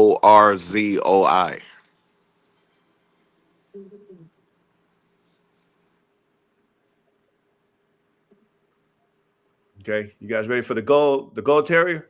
Yes, sir. Yes, sir. All right, let's go ahead and do this thing right here, man. We got, a little picture of the Gull Terrier, the Pakistani version, which is pretty much one of their fighting dogs, right? Yes, sir. Okay. Beautiful dog. All right, here we go. Country of origin, Pakistan. Developed primarily from English Bull Terrier imports, local hunting dogs, native Pakistani land race dogs, various bulldog type imports. Many breeders also introduce Gull Dong blood, Bully Kutta influence, performance selected terriers. Unlike English Bull Terrier, Pakistan continue breeding strictly for working performance rather than appearance. The results became lighter, faster, tougher, more athletic, high drive. Original purpose. Okay, well, actually, is she dead on it with the Gull Terrier? Yes, sir. Now, as we've learned about all these different dogs, the working type always has genetic variance. Haven't we learned that so far? That's right. Which make him a top tier performer? Yes, right. When you start concentrating things for appearance and shows, you degrade and downgrade its performance. That's a fact. 100%. It turns into this show dog where you don't want it to exert certain traits, even though that might be the dog's nature, in front of these judges, and now you've taken the dog out of the dog. Yeah. Yep. You're taking the motor out of that dog. The brains. High performance brains out the dog. Yep. Really, especially with these bully breeds, they don't stand to be the most friendly dog. They don't stand to be that you can socialize them, but they stand to be with their owners. And once you put them in this show, this whole entire arena, they're not being themselves, even though they might turn into what you want them to be. You done taking the dog from the dog. Yep. And they're not smart. No, not at all. They just, it's repetition. So repetitively running around a ring or doing the same stuff, they figure that out. They, that become their life. It really become a cash cap, and it's just crazy. It's just crazy how this all plays out. Yeah, it's just backwards when you have a breed and you're trying to make it just do one. You're making it a one trick pony. Basically, and all to impress a certain demographic. Yeah. Okay, all right. Yeah. Yep. So shout out to the classroom, because we wouldn't be able to comprehend this without going into these different breeds and these different dogs, understand the origins, what dogs were in them, and to understand why these dogs are still like the Pakistani, the Gull Terrier, why it's still a fucking top tier performance dog, because look at how many different dogs and how many different variances they have in the dogs that keep them at a high level of performance versus a dog that's concentrated in its genetic profile. So pay attention in class, man. I know you guys know, you engineers know, but you new guys, pay attention. Okay. Original purpose, Bull Terrier, originally developed for vermin control, companion, sporting competitions, bull and terrier contests.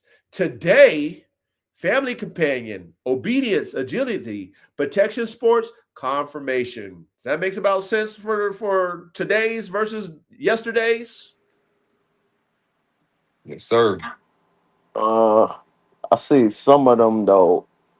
They could hunt some of them. The today's ones? Hunt the hogs, yeah. You talking about the goals, right? No, I'm talking about Bull Terriers. Okay. They use it for hog hunting, huh?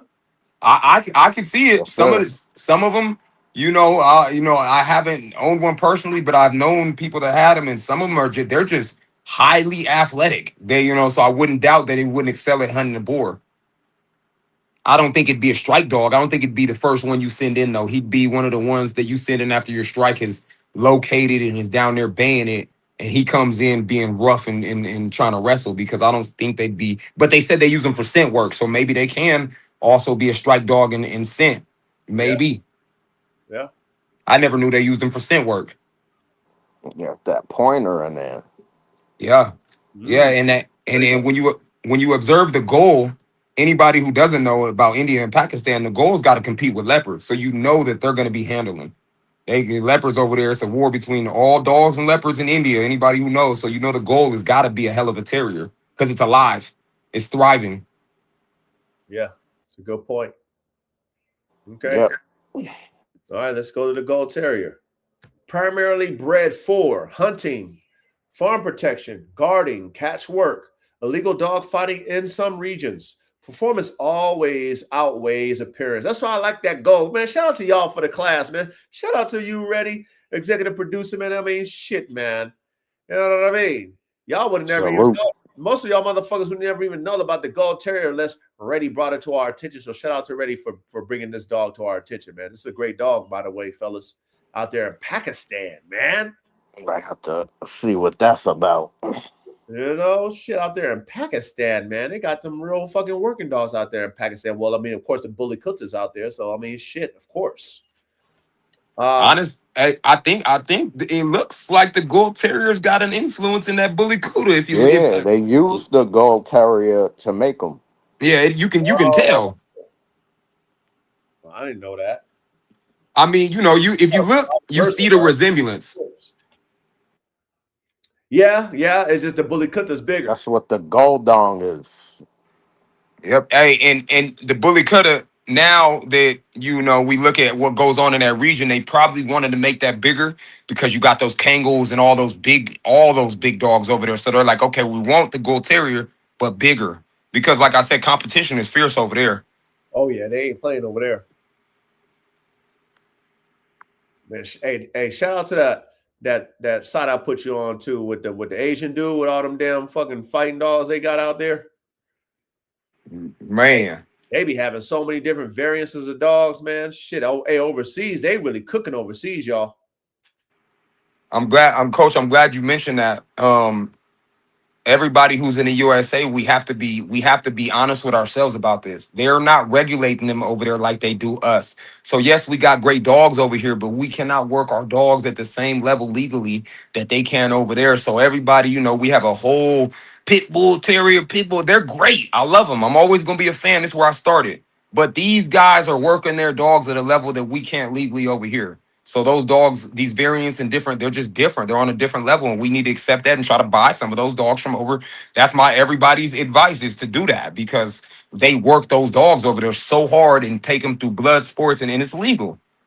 Yeah, and they know how to cook because they be mixing dogs over here. They on this purebred inbreeding, line breeding, heavy inbreeding, line breeding, one trick pony, genetic bottleneck and bullshit out here. Versus over there, they taking the best dogs with the best dogs and cooking them and competing with them. That's what they doing. Or 100% to do what they got to do, and they're bumping their head on genetic variances and hybrid vigor, while Americans over here is fucking dogs up. 100%. And do your research. Pakistan and all those India, these villages have these competitions. Their village eats like that. That's how they make their money. So they're taking this very serious. It's not just a game to them. They win money and also, dominance over the next village over and vice versa. So it's very serious. No bread, no, you know what I'm saying? They don't eat if they don't do this at a high level. Yeah. Facts, man. Pay attention in class, man. Pay attention in class. Hey, my fault. Go ahead. Nah. The bully cutter actually was influencing the Gull Terrier. Okay. I have to look back into my notes again. Like, and somebody just put it in the chat. See, now that's crazy. Now you went down in size. It's interesting. But they got different variances. It's true. Okay. All right. Salute to the chat, man. Salute to the chat. But they use the the Gull Terrier and the indigenous bully cutter to create the Pakistani bulldog. That's called the Gull Dong.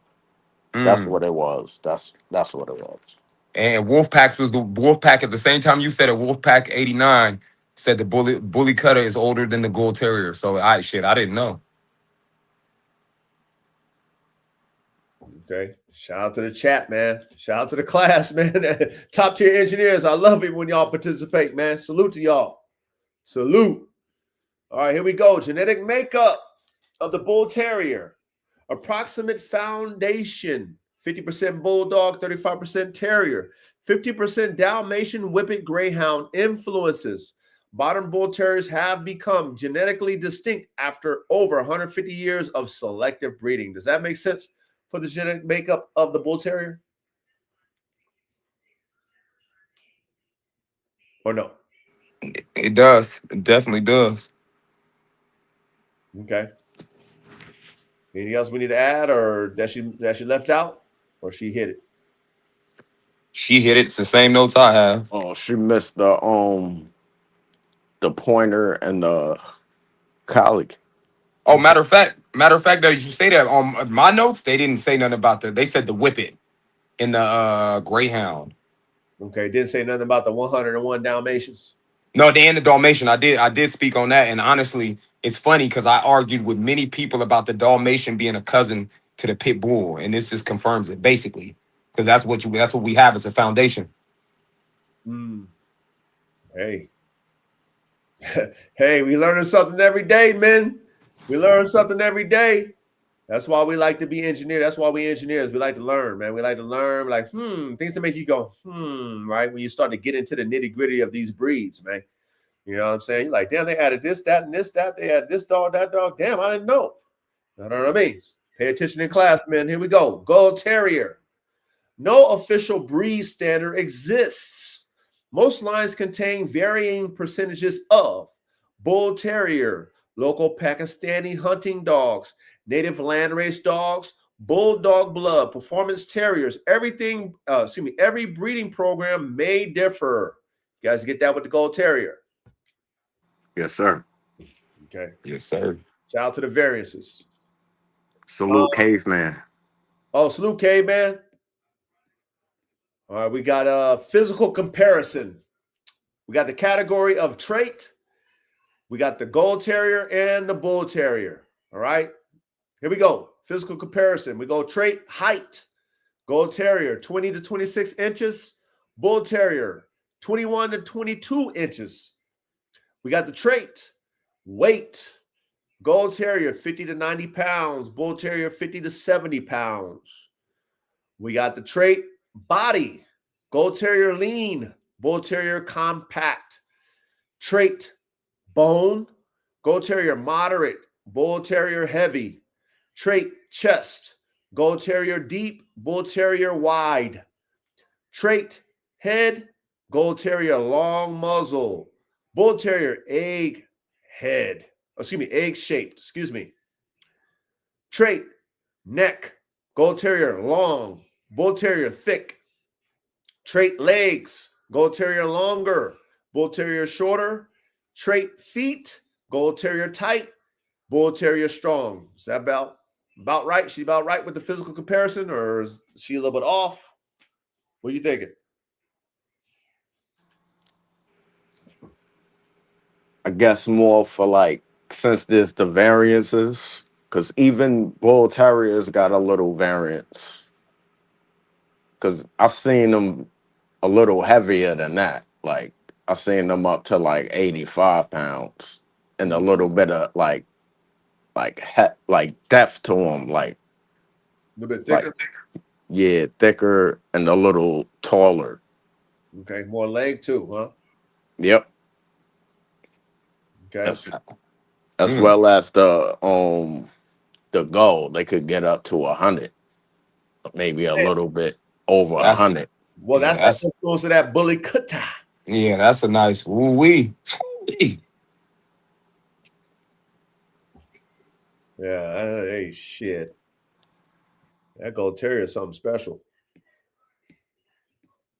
All right, here we go. Muscle distribution. We got the Bull Terrier, built like a power athlete. Heavy muscle around shoulders, chest, neck, forearms, rear quarters. Excellent explosive strength. Makes sense for the Bull Terrier. Anything she missed, we wanted to add, she's dead on it. Nah, that's correct. Then we have the Gull Terrier. More evenly balanced. Muscle emphasizes speed, endurance, flexibility. Less bulky, much better heat tolerance. Well, of course, you're out there in Pakistan. You got to be able to handle that heat. That's a fact. Okay.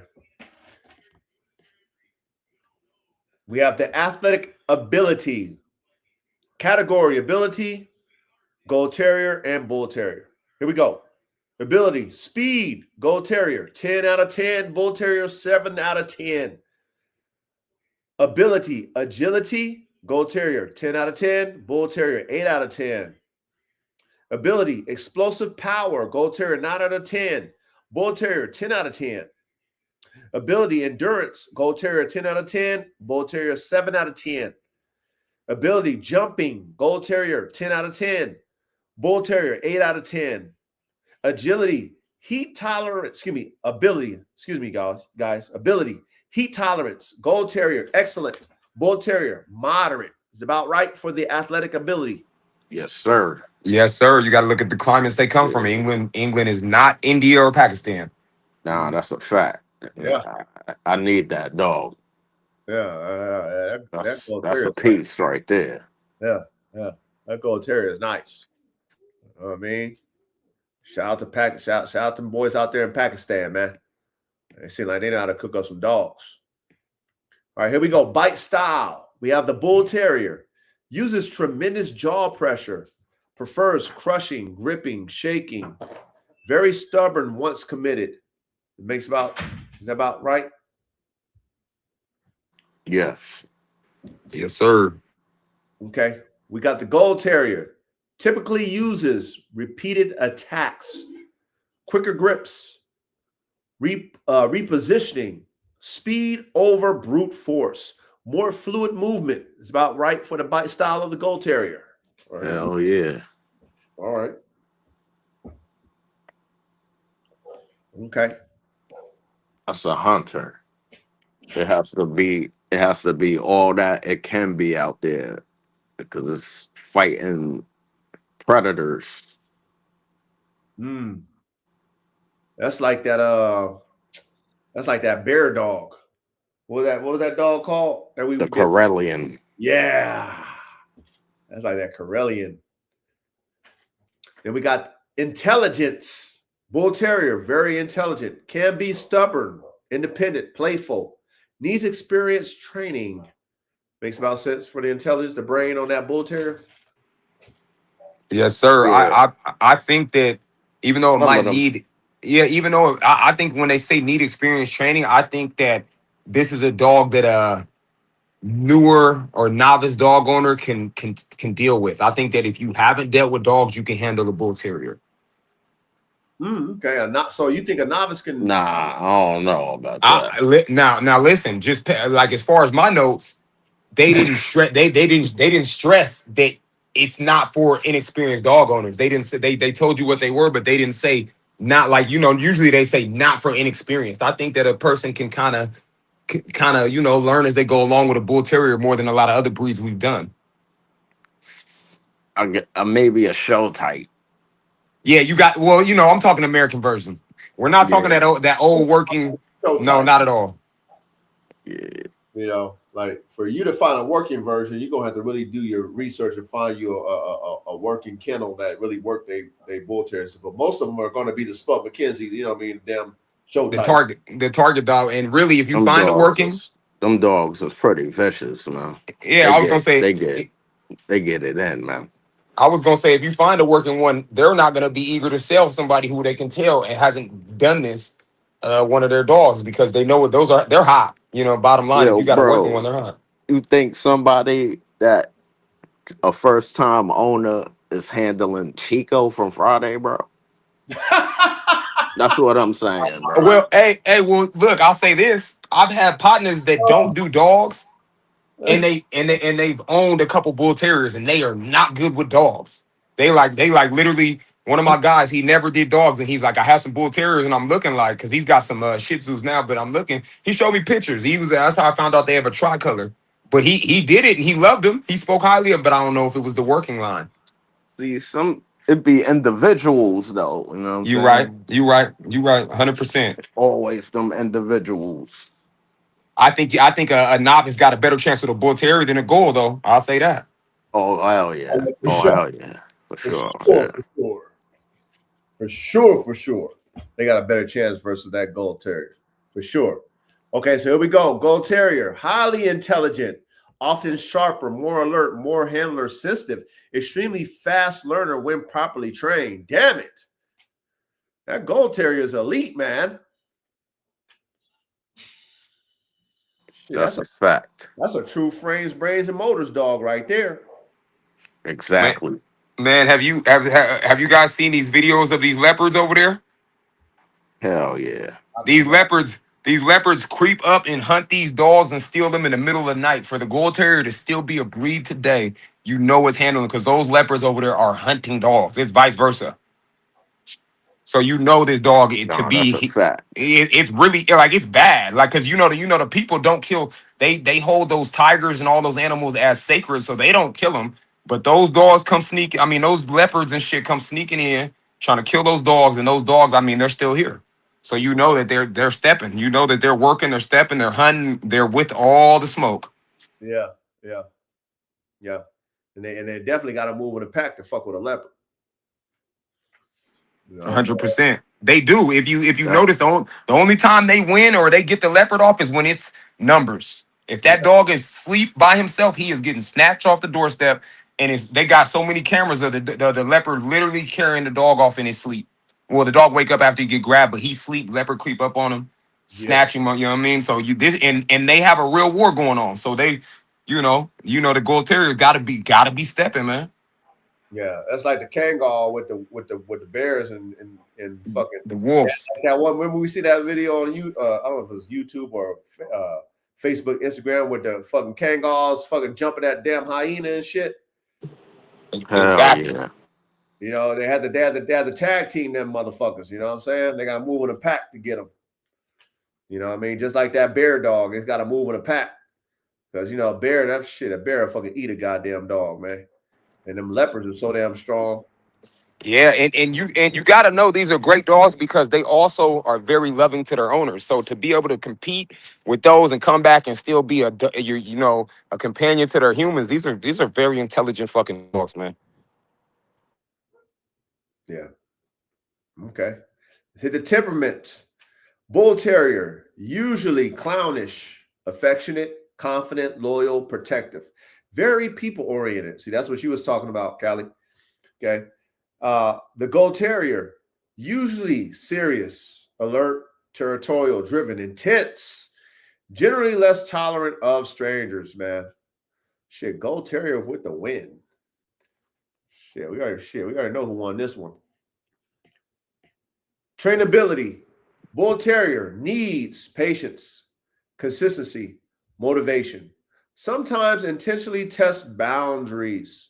Then we got the Gull Terrier. Responds quickly, needs leadership, firm handling, heavy mental stimulation, can become destructive without work. Does that make sense? Trainability between the two?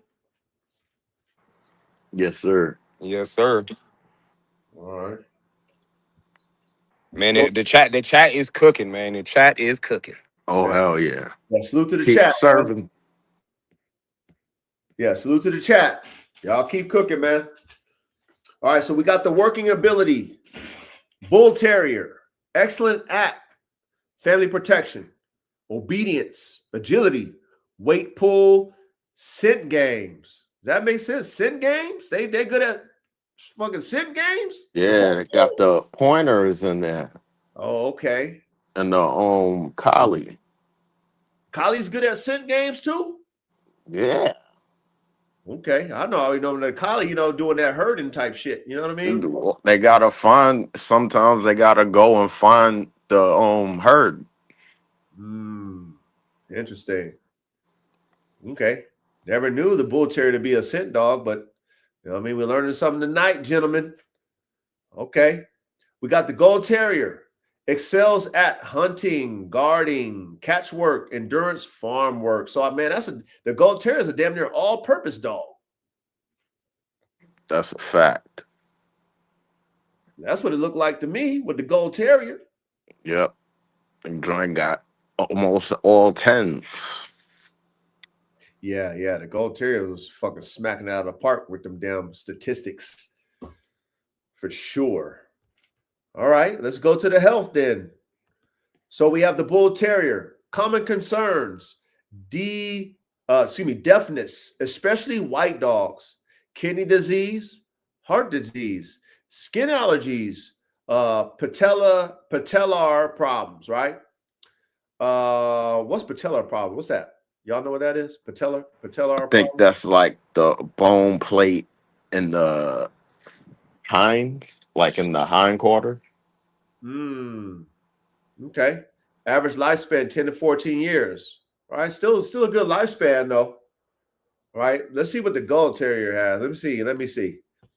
Generally healthier because many lines have been selected for working ability rather than appearance. Oh, well, shit. I mean, you know how Miss ChatGPT do. You know, I mean, we learned about that. So she tells us the reason why that these dogs have less problems, health concern wise, right? Potential concerns, hip dysplasia. Okay, we already know where that came from, right? The bigger dogs, which is the bully cutter, right? Injuries from work. Okay. Parasites in rural environments. Okay. Average lifespan 10 to 13 years. Well, shit, they live a little bit less. Why do you think that is, y'all? Because of the working environment, probably? 100%. Yeah, it doesn't seem like it has too many health issues. So it has to be its working environment that cuts It worked. down. Yeah, work. And then I'm almost 100% sure they got a whole lot of different insects and different shit over there that they don't even talk about that these dogs got to deal with on the regular. Yeah, and they're not getting vaccinations and shit in Pakistan. Exactly. I mean, and basically, because I deal with a lot of I've dealt with a lot of Middle Easterners. They probably, when they see, over here, if we see certain things, we're running to the vet. They most likely don't react to something wrong with their dog like we do over here. I'm not saying all of them, but I'm pretty sure these small villages, they see a cut or something that look fishy. They probably don't tend to it like we are. Over here, we're really uptight on, I'm taking my dog to the vet. Yeah. A lot of the show world, at least, you know what I'm saying? And they probably do what they can. Most likely don't have the same medicines. You know what I mean? Yeah, you're right. Yeah, those dogs are really dogs. Hardcore. Yeah. They're gonna figure it out. All right. Family compatibility. Bull Terrier, excellent family dog when properly socialized. Great with children, active owners. Needs supervision with unfamiliar dogs due to strong prey drive and dog selective tendencies. Does that make sense for the Bull Terrier? Family compatibility. Yes, sir. Oh, and Caveman said patella is kneecap. Patella is kneecap. Yeah. Okay, salute, Caveman. Thank you, Caveman. All right. Gull Terrier, better suited for experienced handlers, requires extensive socialization, structured exercise, secure containment, may not be suitable for homes with small pets or unfamiliar dogs due to high prey drive and potential dog aggression in some lines. Does that make sense for the Gull Terrier?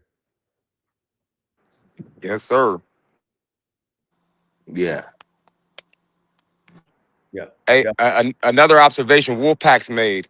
They got them crazy monkeys over there, I guess, too. The monkey packs.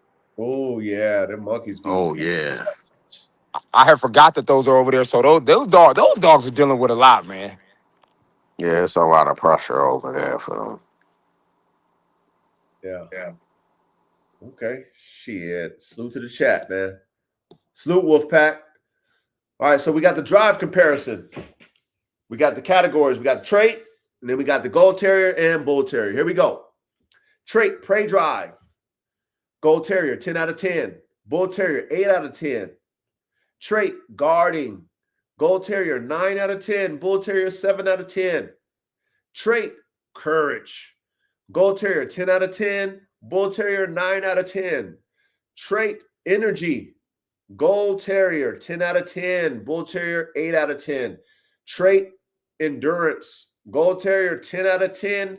Bull Terrier, 7 out of 10. Trait, family friendliness.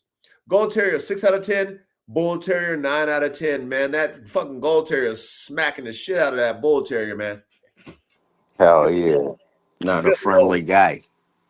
Yeah, not too friendly though, you know what I mean? But damn, when it comes to that damn motor, that motor is top tier on that Gull Terrier. Yeah, you that's got- a superior dog right there. Hey, this that dog, you know, this that dog. If you got on your yard and somebody's like, "What's that?" Oh yeah, that's my Gull Terrier. But don't go by that cage, please. Yeah. You a stranger, please don't play around with that dog. Hey, now imagine if you was in the game dog world and you had some money, right? Or you was a well-traveled military man, right? And you was able to get some dogs overseas and you cooked that up into your secret sauce before they was over there sharing paperwork and dick riding paperwork. Imagine what you would have came with if you would have brought one of them Gull Terriers up there and threw it up in one of your game dogs, how your shit would be so superior than all the others. Hey, No, hey, that's man. I Hey. use that to make my pet. Hey, who's to say that nobody did it? Who's to say? I'm sure they've done it there. Military man, you know, when you're a military man, you go all overseas getting dogs and bring them over to the States. Nigga, Yep. I doubt it. Either that or you had a lot of wealthy game dog men back in the day before the change in technology who did travel. So you know, who's to say that one of these guys down south or wherever they at didn't cook up some shit that you know that generation of men, they just didn't brag about what they did. They just did it and brought the weapon out. They like shit. This is what you know what I mean? Somebody, I mean, if we compete, I'm not gonna tell you my sauce. Exactly. That's a fact. Exactly. Gatekeeping my joint. Hey, you know, you guys know, yeah, everybody watched it. Yeah, bring that motherfucker in that crate, and I'm not telling you shit. You're gonna let this motherfucker out the crate, and your dogs is gone. You know what I'm saying? So you guarantee, you know, it might have happened. I'm sure it probably did, but you know, them boys overseas is doing that shit, so they doing it. You know what I'm saying? They still, you know. China's the biggest fucking. China loves buying shit from us and then cooking up their own shit. Yeah, but I know that shit. A lot of them, from what I've seen, I don't know if it's still going on. Russia, all them, their dog tournaments are like big old boxing matches. So you guarantee everybody, you know, the guys who the rich folk in the country are pulling out what they've bought from around the world to try to win because I'm sure they're betting big money. But they set these things up like boxing matches, like real box with their arena and all that. Overseas, yeah, it's sanctioned overseas, yeah. Yep. Yeah. This is a conversation I had with somebody about, you know, we got great game pit bulls over here, but we just can't do what they do over there. We just can't. You know, and that's just that. Yeah. And they're smarter than us over there because they don't get caught up in this pure shit. You know, right. You know, they treat their dogs like cars. You know, when you lack something, you add what you lack. You don't get fucking caught up in the I can only add this. You know, if it's not this, it's not that. They don't play that shit when you're competing. I mean, whatever I'm lacking, I'm adding. Period. Yeah, it's not based on a judge. These judges have, you know, the fact that these guys who are breeding these these show dogs, they're constantly obviously putting themselves in what is the judge gonna like? How am I gonna score more? How am I gonna win Westminster? Okay, that's cool, but you're destroying the goddamn dog breed, man. Yeah. Definitely. Like I said, if you're not putting your dog together like you would put together your fucking high performance car or motorcycle, then you don't know what the fuck you doing. Period. You know what I'm saying? You're gonna get outmatched by somebody who does. You know what I mean? Frames, brains, and motors, man. That's the code. Pay attention in class, man. We engineers, we know better, man. We're engineers, but you know, from some of you new guys, y'all better pay attention. We're giving you game, and as we break down all these damn dogs, they're showing us that these genetic variance dogs is way better than these pure dogs. Every time we learn about these dogs with these different variances, I mean, they smoking all these fucking heavily inbred, line bred pure dogs. They smoking the shit out of them. Y'all better pay attention because I know we are. Here we go. Which dog wins? Raw athleticism, Gull Terrier. Strength, Bull Terrier. Speed, Gull Terrier. Agility, Gull Terrier. Endurance, Gull Terrier. Explosive power, Bull Terrier. Trainability, Gull Terrier working lines, though both require experienced handlers. Handling. Family companion, Bull Terrier. Garden ability, Gull Terrier. Versatility, Tie. Each excels in different roles. Does that make sense? Yes, sir. Yes, sir. And there you have it. The Bull Terrier still is not for an experienced handler. There we go. All right, we got the final verdict. The Bull Terrier is the refined product of Victorian England's efforts to create a stylish, muscular, and dependable companion with the courage of the old Bull and Terrier dogs, but a steadier temperament. It combines impressive power with a playful personality, making it well suited to active homes and canine sport. The Gull Terrier, by contrast, is a performance-focused working dog that retained much of the athleticism and intensity prized by a generation of Pakistani breeders. With its lean frame, exceptional endurance, and high drive, it excels in demanding working environments, but requires an experienced owner who can provide consistent training, socialization, and plenty of physical and mental stimulation.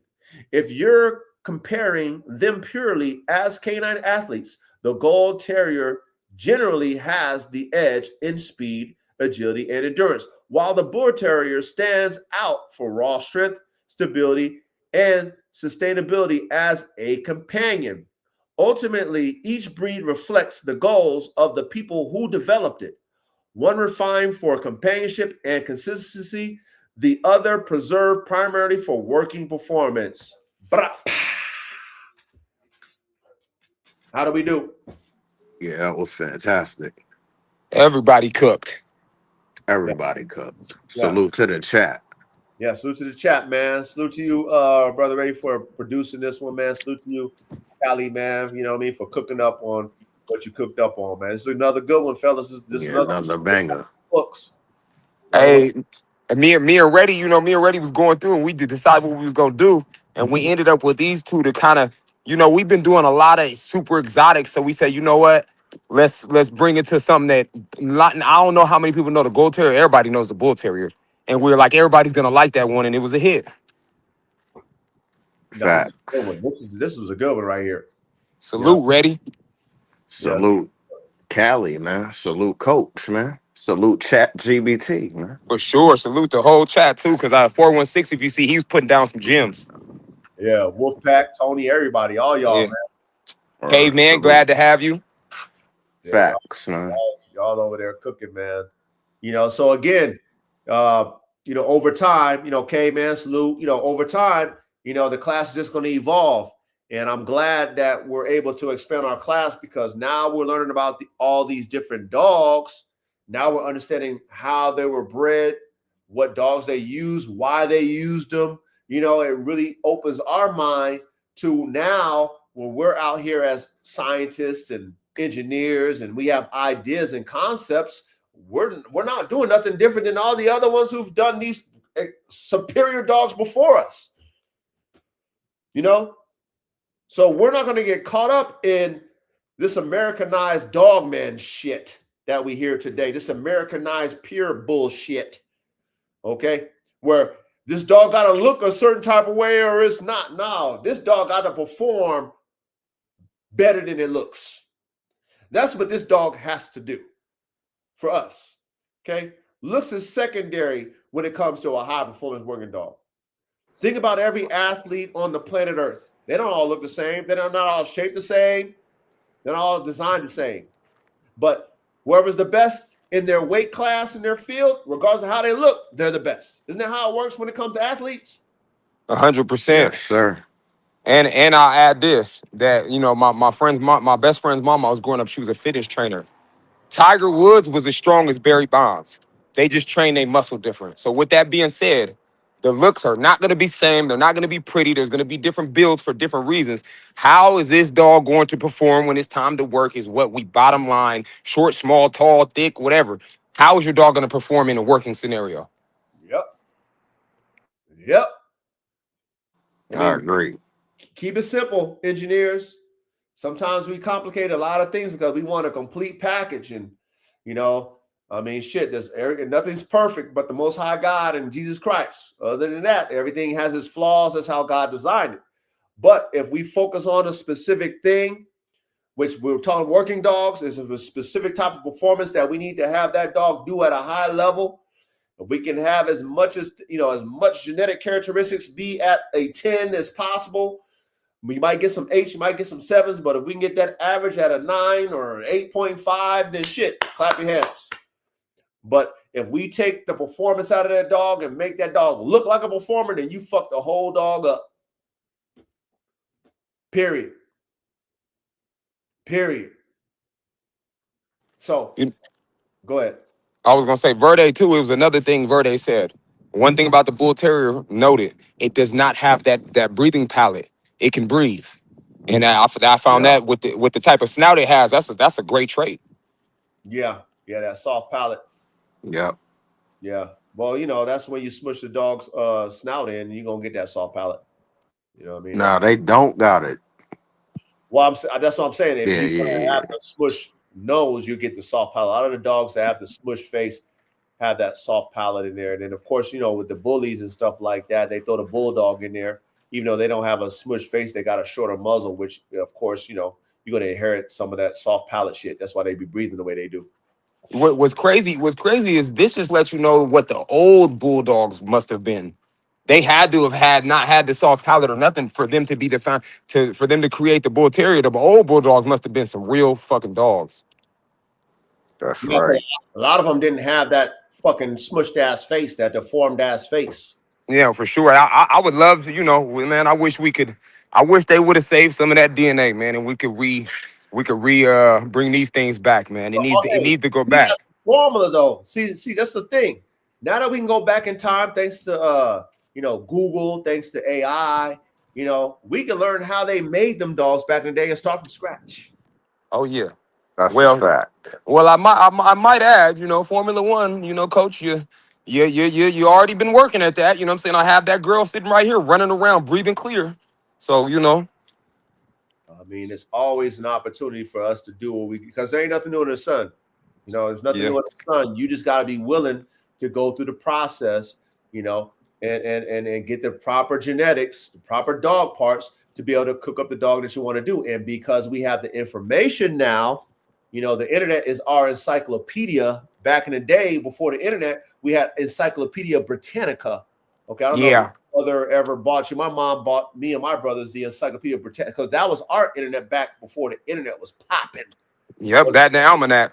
Yes, the Encyclopedia Britannica, the almanac, all that shit, right? So now that we don't need that and we have the internet, there's no reason why we can't recreate or create better than our ancestors, our pioneer dog men and dog women before us have done with these breeds that we love today. There's no reason why we can't create better than them because we have all their sauce. And then some. You're right. Just have to apply it. Yep. So, you know, keep y'all's minds open. You know, keep y'all's creativity flowing. And, you know, when, you know, God willing, y'all get y'all's resources, y'all get you some land, and, you know, y'all start cooking, man. Use y'all imagination, start cooking, man. Start cooking because, shit, we get over here at Formula One, we got some major, gigantor, monstrous plans. Inquisitive DeGen just came with a good one. He said we might have to do a show on how the Victorian era changed the dogs. I don't know too much about it, but it must have been historic because the dogs did change at some point. And if that was the Victorian era, we should look into it. Yeah. Yep. Yeah. That might be a good one. Inquisitive DeGen. Shout out to Inquisitive DeGen. You know, put that in your notes. Ready? Yep. In your notes. Also, chat, if you guys got any ideas, man, you know, ready goes through y'all's ideas, you know what I mean? Definitely. So, you know, he'll put them in our list of things to do and things to cook on. So if you guys got any ideas, put that bitch in the chat, you know what I mean? And we will definitely consider everything that you guys put in there because we definitely appreciate all of you guys participating. Like I said, as we're evolving as a class, you know, I mean, there's just so many dogs. Men, there's so many dogs out here. And I know you guys got some cool ass dogs you guys might be interested in that we can go ahead and, cook on and learn about. You know what I mean? So, add that shit in the chat if you can, and we'll do what we do best, man. We'll cook it up and we'll elaborate on it. But anything you guys got to say to the chat before we close out? Yeah, man. Work smarter, not harder. Salute. See y'all next week. Have a great weekend. What about you, Callie? Yeah, man. Salute the chat. I definitely want to say I appreciate everybody and how we do this. A lot, the dedication everybody has. I've noticed that the same select, mainly the core group of this, really go out their way to show up and can participate. And I just want to let you guys know I appreciate that because shit, at the end of the day, this be like the highlight of the week at this point. You know what I'm saying? So I appreciate all you guys that show up and all the newcomers. Look forward to keeping expanding this, man. We're gaining momentum and we're really making history. When it's all said and done, they look back on the type of shit we was talking about. We were in our own lane while the rest of the world was, like Coach says, purebred and, kind of just really going a different direction. And we're making history right now. I've always told Coach that. We're making history. So I appreciate everybody, man. I appreciate the opportunity to love all that. Yeah. We are, man. We created a lane, and we're making it okay to be like the pioneers of the breeds that we love today. We're making it okay to, think outside the box to create the circle. We're making it okay to be nerds when it comes to dogs and really, really focusing on performance first over everything. You know what I mean? Frames, brains, and motors. That's the code. So and please stay down because speaking for Formula One, it is gonna get good, guys. Everybody, please stay down, stay loyal. We're building. Please. Yeah, it's only for the few of us, y'all. You know what I mean? And we get it, but those of us who are really into this shit, we stand firm in it. You know what I'm saying? We see it in y'all's conversation, we see it in your dogs, we see it in your vision, and it's only gonna be a few of us, you know what I mean? Just think about it. It's only gonna be a few of us, and we accept that, but at the same time, slowly but surely we're growing, and that's how it's supposed to be. You know what I mean? But other than that, man, I appreciate you guys. I love y'all. Y'all stay putting in that work, man. Go hard to the paint, okay?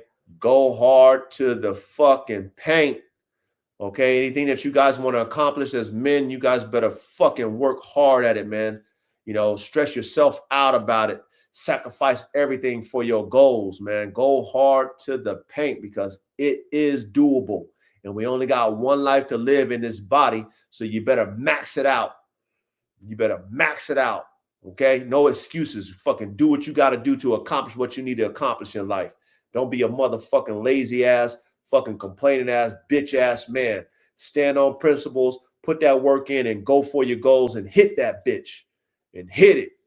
You know what I mean? So when you die, you can die and say, celebrate me. You know what I mean? Don't want to die because, oh my God, I'm a failure. Boom, blow your brains out. You know how motherfuckers do when they a failure? They blow their brains out, drink themselves to death, do drugs and shit, fuck their whole lives off. Don't be that type of man. Don't be that type of man. Y'all fucking take it to the limit. Die on your sword. If you're gonna die, die on your sword. You know what I mean? Don't die a fucking bitch-made motherfucker, coward, unaccomplished man. You know what I mean? We gotta step up. We gotta be the example. But other than that, man, I love you guys, man. Shit, we out, man. Peace. Peace.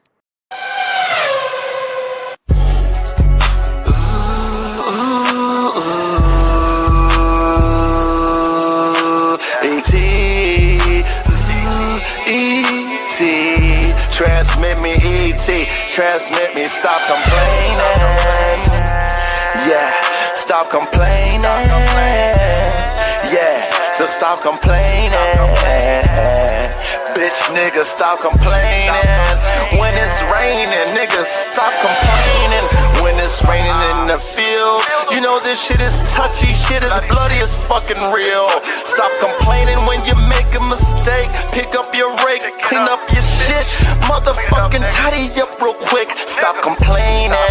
Yeah, I saw that fucking scrape. I know it's bleeding and shit. I know it motherfucking feels like a toothache. It fucking paining. I see you over there straining, so stop complaining. This shit is fucking in tune when it's fucking raining. You're supposed to calibrate. You're supposed to praise the Lord, get on your knees for Jesus' sakes. Yeah, I stick the middle finger up to the jakes that come through and try to earthquake and shake my motherfucking mathy quakes. Ooh, I say stop complaining when it's raining. Understand the shit, fucking understand it's fucking explaining you to what to do to move it forward. That is true. 1, 2, 3, we understand it's G-O-D. Salute to the Soul Wonder Nation family. It's our tree, it's our roots. We salute, yeah, we in the truth. So stop complaining, motherfucking study. You better sit back and grab you a buddy and fucking study. You better do the math. You better sit back and do the checks and balance so you know the half. Understand the motherfucking math. Yeah. Stop complaining, nigga. That shit is fucking draining me. Stop complaining, nigga. I'm telling you, this shit is fucking bigger than you ever thought. Understand this shit, you must fucking move forward. You gotta fucking salt. You gotta fucking salt. You gotta see. Understand that motherfucking family. Understand that 1, 2, 3 simplistic is G-O-D. Stop complaining, nigga. Oh my God, when it's raining, accept that motherfucking shit, handle the pain. Nigga, it's time to explain it. You understand that's fucking the game, that's fucking how God named it. He named it the motherfucking life and death play, Alpha and Omega. Understand this shit is fucking in tune with the shit. Player, are you in the game? Can you suit up and put on that motherfucking bodysuit in Jesus' name? Come through and slay it, yeah. Fucking slay it, yeah, yeah, fucking slay it. Into with Jesus' name. Why you complaining? Fucking slay it, man. Why you complaining? Shit. Why you complaining if you're in the game?